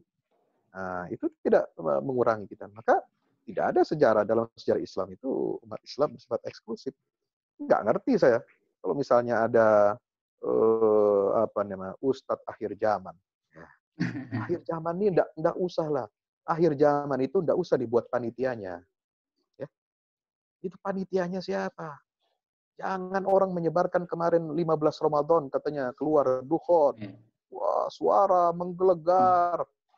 Ketika tidak terjadi kan malu-maluin, Bos. Ya, jadi panitia kiamat sudah gulung tikar nanti. Nggak boleh begitu. Ya. Kita ini yang rasional saja. Hadis-hadisnya diperiksa dulu sebelum disebarkan. Jangan bikin malu umat Rasulullah SAW. Ya, ini nggak benar. Nanti bikin lagi panitia, apalagi akhir zaman, panitia kampung muslim. Aduh, nggak usah. Kita tidak perlu seperti itu. Panduan kita Quran, Sunnah, ya, membangun masyarakat khairu ummah seperti praktek salafus saleh itu sudah sudah paling top sudah. Nggak usah kita macam-macam. Ya, akhir zaman jangan jadi komoditas. Akhir zaman kita harus waspada. Jaga diri, jaga keluarga. Jangan sampai terjerumus kepada hal-hal yang seperti dilakukan oleh Dajjal. Ya, mengajak kepada kesesatan seolah-olah dia adalah surga, mengajak kepada neraka seolah-olah itu adalah surga. Nauzubillah min dzalik, ya. Jadi saya kira begitu, Ustaz. Wallahu a'lam bishawab. Terima kasih. Yang keduanya, Ustaz? Apa itu? Oh, yang tadi lawit talata alaihim. Ya, maaf. Lawallaita minhum firara wala mulita minhum ru'bah. Nah, itu kan sebenarnya itu seandainya, ya. Lawit talat, seandainya engkau menilik mereka, ya. Nah, itulah bagaimana Allah menjaga Ashabul Kahfi ini. Jadi, dalam kondisi mereka tertidur itu, ya, Allah berikan orang tidak berani mendekat. Ada rasa takut. Ya, kenapa? Karena mungkin ada aura di situ. Ya, Allah jaga, apalagi ada anjingnya di situ. Ya, anjingnya sudah ya, galak, ya, menggonggong, ya. Dan melihat ada orang di situ mungkin, ini anjingnya saja sudah satu galak, tidak bisa didekati, apalagi kita masuk ke sana. Nah, nanti kita bisa dibunuh ramai-ramai di dalam gua itu. Nah, itu cara Allah menolong mereka. Nah, sama seperti misalnya Rasulullah itu, ya, kata Nabi SAW, nusirtu, ya, aku ini diberi pertolongan oleh Allah masirata syahrin. Sebelum bertemu dengan pasukan musuh, sebulan sebelum perang, itu Allah sudah memberikan rasa takut kepada musuh-musuh itu. Ya, takut kepada Rasul dan kaum muslimin. Ya, seolah-olah mereka ini sakti mandraguna gitu, ya. Kemudian di dalam ayat Al-Quran itu juga dikatakan, ada ayat surat Al-Anfal kalau tidak salah itu, ya. Ditampakkan wa yuqallilukum fi a'yunihim. Ya kan? Allah membuat seolah-olah ini yuqalliluhum fi a'yunikum, ya. Musuh itu yang jumlahnya banyak ditampakkan sedikit pada orang beriman. Tapi sebaliknya, musuh melihat kita walaupun sedikit, itu ditampakkan jumlahnya besar. Sehingga mereka merasa ketakutan. Nah, inilah Allah itu bisa memberikan pertolongan, nusirtu, ya, birru'bi masirata syahrin, kata Nabi SAW. ya. Kemudian Allah membuat nampak pasukan kecil di mata mereka, musuh itu menjadi besar. Ya, mereka ketakutan. Itulah cara Allah menolong para kekasihnya yang membela agama Allah Subhanahu wa taala. Wallahu a'lam bishawab. Jazakumullah khair.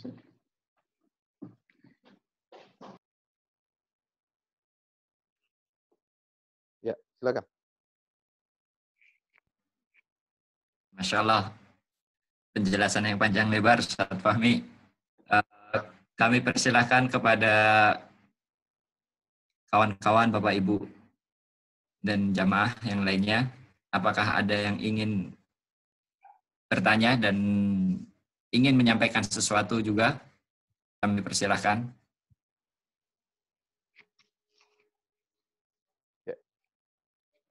Yes. Ustaz Ismu Ridho, yang mahasiswa S3 dalam bidang ilmu Quran, apakah ingin menambahkan atau ingin bertanya juga? Ya, masih ada? Ada mudakhalat. Saya lebih senang kalau ada yang mau sharing. Ya, jangan bertanya terus. Sepertinya sudah tidak ada, Ustaz Fahmi. Siap. Iya. Di sini bersama dengan kita mahasiswa S3 Ustaz Fahmi di Yarmouk University, bidang ilmu Quran juga. Masya Allah.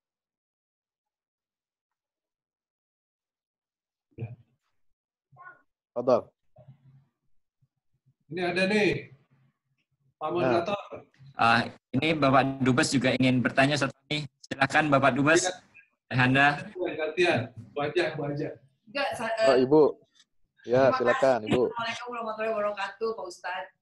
Waalaikumsalam warahmatullahi. Saya tadi sambil menyimak, sambil berkomentar tentang tentang jawaban-jawaban dari Pak Ustadz, tentang penjelasannya. Dan saya sama Mas Andi bosan bilang bahwa kalau kita punya banyak Ustadz yang menenangkan seperti Pak Ustadz ini, betapa tenangnya kami gitu loh. Karena bukan mungkin lagi, Indonesia lagi butuh banyak Ustadz-Ustadz seperti Bapak, seperti Pak Ustadz Fahmi yang begitu menenangkan, begitu meng-clearkan semua pemikiran itu. Tadi penjelasan tadi bagus banget bahasanya. Cuma ada beberapa yang kemudian karena kebetulan di Gua Cafe itu ada di Jordan, Pak Ustaz. Dan buat kami sekarang kalau ngantar tamu itu adalah ikutan jadi ziarah gitu loh, Pak Ustaz. Dan selalu banyak cerita yang berbeda kan, ini adalah ini itu. Tapi saya pikir semakin banyak orang bercerita, itu semakin memperkaya khasanah kami tentang tempat-tempat tersebut. Jadi ada satu yang memang yang selalu ini membuat saya selalu bertanya tentang surat Kahfi, karena tiap hari Jumat kan kita baca ya Pak Ustaz. Bahwa selain ada cerita tentang Gua Kahfi tersebut, Ashabul Kahfi, tidak ada cerita tentang dua pemilik kebun yang tadi luar biasa juga. Kemudian ada cerita tentang Nabi Musa dan Nabi Khidir, satu lagi tentang Zulkarnain. Semua 4 kisah itu buat saya kisah yang luar biasa. Dalam satu surat dikemas, 4-4-nya memang bagus banget isinya gitu. Walaupun kemudian ada sedikit pertanyaan tentang surat Al-Kahfi tersebut, bahwa bagaimana kisahnya seorang turun sama Allah untuk bertemu dengan Nabi Khidir. Ada yang bilang bahwa karena kata Nabi Musa selalu merasa bahwa dia tahu semua, dan akhirnya dia dipertemukanlah dengan Nabi Khidir yang membuat dia kehilangan kesabaran dan kehilangan akal dengan apa yang terjadi. Bahwa memang manusia itu di atas langit ada langit, Pak Ustaz. Nabi Khidir dengan ilmu ladunia memang luar biasa, dia menerangkan banyak hal, dan akhirnya Nabi Musa pun hanya bisa bertahan dengan 3 pertanyaan, dengan tiga kejadian, dan akhirnya Nabi Khidir menyatakan bahwa Nabi Musa sudah cukup sampai di situ. Dihubungkan dengan COVID ini juga buat saya adalah memang mungkin bisa terjadi gitu loh, bahwa ada beberapa kejadian yang memang harus kita menarik diri lah sekarang. Kita harus menarik diri bermuhasabah akhirnya. 7 minggu kami, 50 hari kami ada di dalam rumah. Tidak mudah sebetulnya, tapi tergantung kita memakainya, Pak Ustaz. Kita memaknainya dengan disuruh apa saya sama Allah untuk diam begini? Apa yang Allah mau dari seorang saya? Saya disuruh apa? Saya disuruh bagaimana dengan situasi ini? Ketakutan, ya. Saya punya anak remaja yang sedang berkarir. Tadi kata Pak Ustadz, banyak banget kemungkinannya. Betul, Pak Ustadz. Sehingga akhirnya kejadian ini membuat kami semakin menarik, semakin menundukkan diri, semakin bersujud dalam minta tolong, minta ampun. Apapun kami baca, apapun kami lahap, gitu. Doa apapun kami baca sekarang, gitu. Hanya semata-mata. Tadi kalau bicara tentang Mas Afrizal yang tentang konspirasi, betul saya sama Pak Ustadz setuju bahwa bukan saatnya kita memikirkan itu sekarang. Bahwa COVID itu fakta, ya. Bahwa kita harus memikirkan sesuatu menghadapi fakta ini, iya. Bahwa yang meninggal itu beratus ribu, iya. Bahwa anak saya tinggal di New York dan satu hari bisa 2.000 orang meninggal, iya. Dan saya takut, iya. Saya takut sekali. Jadi memang akhirnya kita berpikir sebagai manusia untuk berusaha itu loh. Jadi tadi penjelasan Pak Ustadz buat saya sungguh luar biasa, bagus banget gitu loh. Mudah-mudahan banyak orang yang mendengarkan penjelasan dari seperti ustadz-ustadz seperti Bapak gitu, yang luar biasa. Jadi pertanyaan justru buat saya adalah dengan COVID ini dan akhirnya kita ditarik ke dalam oleh Allah, disuruh diam, disuruh tafakur, disuruh bermuhasabah tentang diri kita. Buat saya adalah saya harus apa? Saya ini siapa? Apa daya saya? Apa mampu saya? Ternyata jawabannya saya nggak mampu apa-apa. Saya nggak berdaya. Jadi itu kan saya dari sini saya doa sebisa-bisanya, saya baca sebaca-bacanya. Saya cari ilmu semampu saya. Dan saya lebih ini lagi buat saya adalah bahwa saya belajar betul tentang pemerintah bilang ini, ya saya berhusnuzon pada pemerintah. Seperti lagi-lagi ilmu yang diajarkan Rasulullah bahwa mentaati pemimpin adalah bagian dari keimanan kita. Seperti itu Pak Ustadz. Jadi buat saya terima kasih banyak penjelasan yang tadi diberikan luar biasa dan mohon pencerahan buat saya tentang apa yang buat saya muhasabah saya dan tafakur saya tentang kondisi sekarang ini. Terima kasih. Ya. Sama-sama Ibu. Sama-sama Bu Dubes, ya luar biasa. Kita semua merasakan, ya, semua merasakan. Ya, bukan hanya ibu yang punya anak sedang karir, belajar di New York, yang kondisinya Masya Allah menakutkan sekali di sana.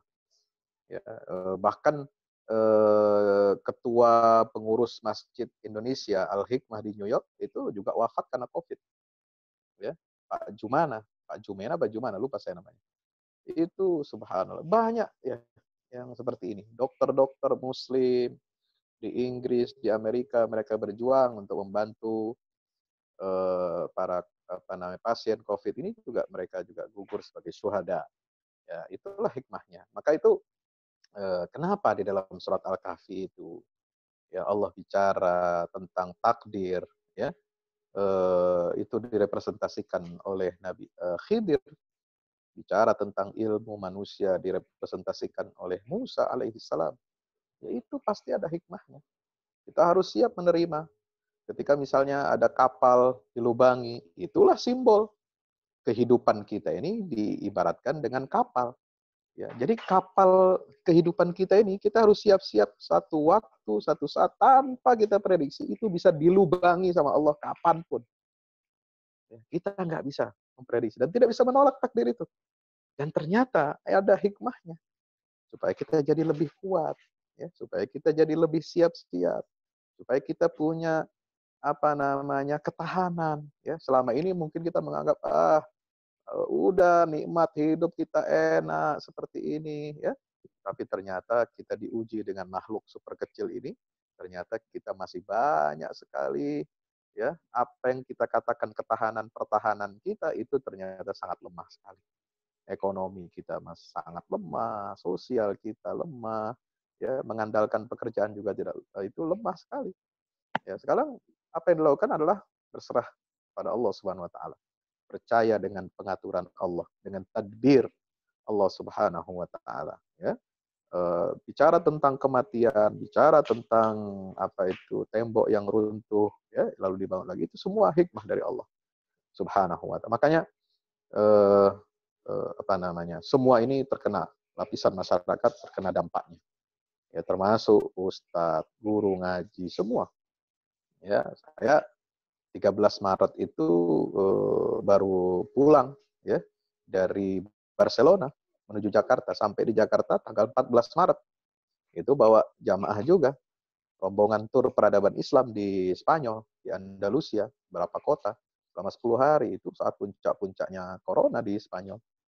Waktu itu pemerintah di sana, rakyat Spanyol tidak ada apa namanya misalnya menjaga diri, itu kita saja yang dari Indonesia ini turis yang pakai masker, dan itu saya wajibkan kepada jamaah. Ya, guide dan supir saja orang lokal asli dari mana Granada itu dia tidak pakai masker, katanya himbauan pemerintah yang pakai masker orang yang sakit saja. Subhanallah. Kalau tidak sakit tidak pakai masker. Saya bilang tidak, ini untuk jamaah saya perlakukan tidak. Saya tidak mau ambil resiko, nanti saya pulang ya apa namanya, kalau ada jamaah yang positif lagi saya pula yang disalahkan. Auzubillah min dzalik. Alhamdulillah ya, sampai di Jakarta tanggal 14 persis Jumat siang itu ya, Pak Jokowi konferensi pers di depan imigrasi kedatangan internasional. Kita sudah sampai. Alhamdulillah. 15 Maretnya berarti Sabtu dini hari 00 di Spanyol itu semua lockdown. Bandara semua tutup. Padahal kita tanggal 13 itu di Bandara Barcelona, di jalan-jalan raya, tidak ada hal yang mengkhawatirkan. Semua normal, jalan, polisi pun tidak ada pakai masker polisi di sana. Sampai tanggal 15 tiba-tiba langsung lockdown. Subhanallah, itu sudah ribuan kasusnya ternyata. Dan ini takdir Allah Subhanahu wa Ta'ala. Kita hanya berserah diri kepada Allah. Ya, kita hanya berserah diri kepada Allah. Semua merasakan, dan ini hikmahnya. Ya, kita semakin banyak belajar ya dari pengalaman-pengalaman ini. Ini semua jadi sunnatullah. Ada yang menentang fatwa ulama. Ini juga pengalaman. Kita belajar lagi. Tidak di MUI, tidak di NU, tidak di Muhammadiyah. Ada saja yang menentang fatwa ulama ini. Ya, yang merasa apa namanya, tidak perlu ditakutkan lah kira-kira, konspirasi dan sebagainya. Ini semua respon. Ini kita semua belajar. Termasuk saya belajar bagaimana merespon umat. Umat ini baru mengalami gegar budaya. Ya, umat ini tidak siap. Ternyata setelah kita pelajari ini, respon tentang fatwa ulama seputar corona ini, ya, mereka tidak siap. Betul, tidak siap. Ya, dulu teriak-teriak kita bela ulama, bela fatwa ulama, bela MUI, tapi ada fatwa seperti ini mereka tidak mau bela. Subhanallah. Ini juga tantangan bagi para dai, para mubalik. Tidak mudah ya, itu Ibu Dubes ini. Itu yang kami alami sebagai mubalik, sebagai dai, ya. Dan semua kita mengalami, ya, semua kita mengalami banyak hikmahnya, dan ini jadi pelajaran ke depan. Bagaimana kita harus mempersiapkan ya generasi baru, generasi umat ini ke depan, termasuk infrastruktur dakwah. Ini juga tantangan. Nah, karena ada ini, maka sekarang kita siapkan lagi infrastruktur digital, ya, dakwah harus menembus batas, ya. Ini sarana yang sangat efektif, subhanallah. Kita bisa ketemu kawan di Jordania, ketemu kawan di Maroko, ketemu kawan di Jerman, ya. Itu kajian-kajian online, ya. Nah, ini di Jerman, di Turki, kemudian di Jepang dan sebagainya, dan sekarang di Jordania. Ya, ini kalau tidak ada corona tidak bisa kita bisa bersaling sapa seperti ini. Tidak bisa bersua. Alhamdulillah, ini semua jadi pelajaran bagi kita. Maka kita harus tundukkan hati kita, ya. Kalau doa Ashabul Kahfi, Allah berikan petunjuk, Rabbana ya atina min ladunka rahmah wa hayyi lana min amrina rasyada. Mintalah banyak-banyak rahmat dari Allah.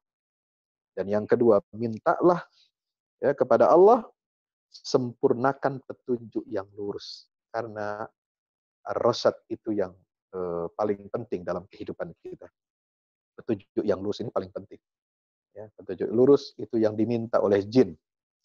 Inna sami'na Qur'anan ajaba yahdi ila rusd fa'amanna bihi walan nusyrika bi rabbina ahada.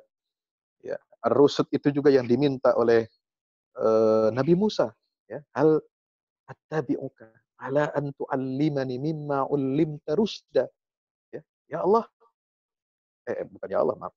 Wahai Khidir, ya, bolehkah saya ikut kepada kamu, mengikutimu, belajar dari engkau, ya, dari ilmu yang telah Allah berikan kepadamu berupa apa? Petunjuk yang lurus. Ya. Jadi doa Ashabul Kahfi dengan ucapannya Nabi Musa itu matching sekali. Minta apa? Petunjuk yang lurus. Dalam musibah ini kita memerlukan sekali petunjuk yang lurus, terutama dalam beragama.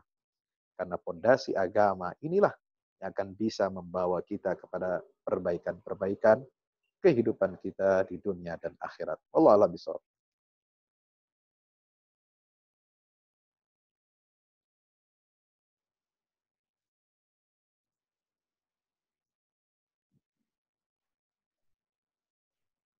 Ya, Mas Afid, siapa? Pak Moderator. Oh ya. Ya. Ya, Ustaz Fahmi. Terima kasih Ustaz atas ya. Terima kasih Ustaz Fahmi Salim atas penjabarannya yang Masya Allah sangat meluas dan komprehensif terkait dengan apa yang menjadi musuh kita bersama saat ini, yaitu COVID-19 ini.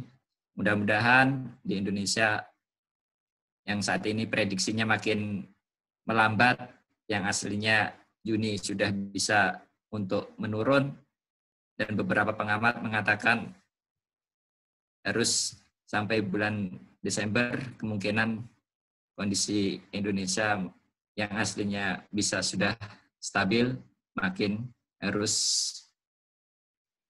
berkecimpung lagi dalam menghadapi COVID-19 ini, Ustaz.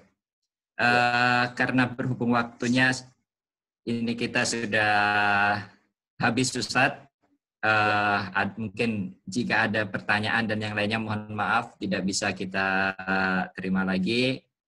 Mungkin sebelum kita serahkan kepada pembawa acara, ada baiknya kita meminta Ustaz Fahmi Salim untuk memberikan closing statement ataupun penutup, Ustaz. Baik, ya. Sahabat-sahabat semua, teman-teman dirahmati Allah, Pak Dubes dan Ibu, ya, serta siapapun yang memirsa, ya, atau membersamai kita pada pengajian malam ini, waktu Indonesia Barat dan sore hari waktu Jordania. Mari kita banyak-banyak tafakkur. Ya, tafakkur adalah ibadah yang seringkali kita abaikan. Ibadah itu bukan hanya sholat, bukan hanya puasa, bukan hanya zikir, baca Quran saja, tapi ada ibadah yang dilupakan oleh kaum muslimin. Yaitu ibadah apa? Inna fi khalqis samawati wal ardi wa ikhtilafil laili wan nahar laayatil lil albab alladzina yadhkuruna Allaha qiyaman wa qu'udan wa 'ala junubihim wa yatafakkarun. Ya, fi khalqis samawati wal ardi rabbana ma khalaqta hadza batil. Ini ibadah tafakkur. Bagaimana kita belajar tentang sunnatullah, belajar tentang alam semesta, belajar tentang ilmu pandemi, ya, ilmu epidemiologi, ilmu mikrobiologi. Ini kita tafakuri peristiwa-peristiwa alam semesta ini. Ya, jadikan itu pelajaran ibrah bagi kita. Tafakkur, ya, tafakkur sa'ah khairun, kata para ulama. Tafakkur hanya 1 jam, ya, merenungi ciptaan Allah, merenungi hikmah di balik musibah. 1 jam saja, tidak usah lama-lama. Ya, itu kata para ulama, khairun min ibadah alfisana. Lebih baik, lebih utama daripada beribadah sholat 1000 tahun. Ya, maka ini penting. Ya, kita kaji Al-Quran. Karena Al-Quran ini, di mana nuzulul Quran ini peristiwa yang sangat menggemparkan dunia. Allah buka rahasia alam semesta. Allah buka singkap semua ilmu yang terkandung ya di alam semesta ini, ya ilmu Allah, ya af'alnya Allah Subhanahu wa taala, perbuatan Allah, ciptaan Allah, semua sudah tercover ada di dalam Al-Qur'an. Sanurihim ayatina fil afaq wa fi anfusihim hatta yatabayyana lahum annahum hatta yatabayyana lahum annahu al-haq awalam yakfi bi rabbika annahu ala kulli syai'in syahid. Ya, pelajari Al-Qur'an, dalami ilmunya, hikmahnya, hukum-hukumnya, kisah-kisahnya. Semua itu terdapat ibrah bagi ulil albab. Demikian. Wallahu a'lam bishawab. Mari kita baca hamdalah dan kafaratul majlis. Alhamdulillahirabbil alamin. Subhanakallahumma bihamdika asyhadu an la ilaha illa anta astaghfiruka wa atubu ilaik. Wa sallallahu ala Muhammad wa ala alihi wa sahbihi wasallam. Walhamdulillahirabbil alamin.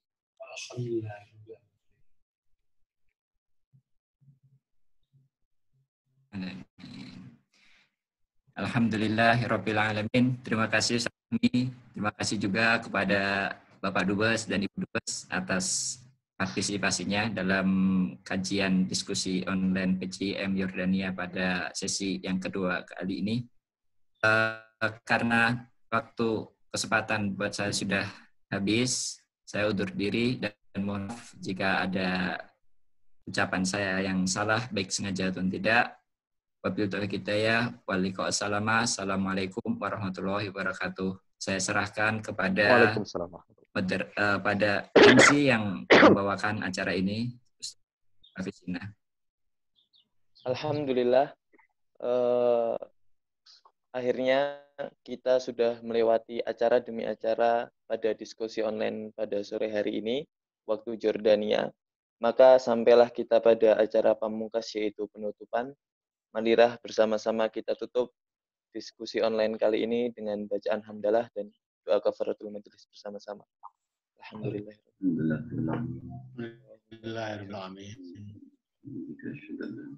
Terima kasih Pak Ustaz. Wassalamualaikum. Sama-sama Pak Dubes, Andi dan Ibu, mudah-mudahan semuanya sehat, selamat. Anaknya di New York juga bisa kuat, ya.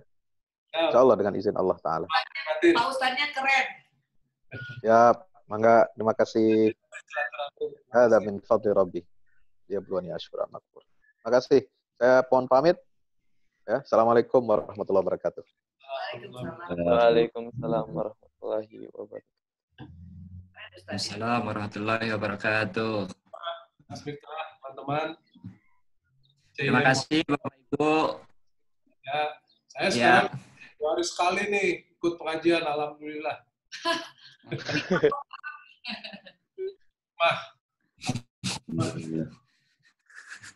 Bulan suci Ramadan tahun ini alhamdulillah. Luar biasa banyak hikmahnya Pak ya. Banyak hikmah, banyak pengajian.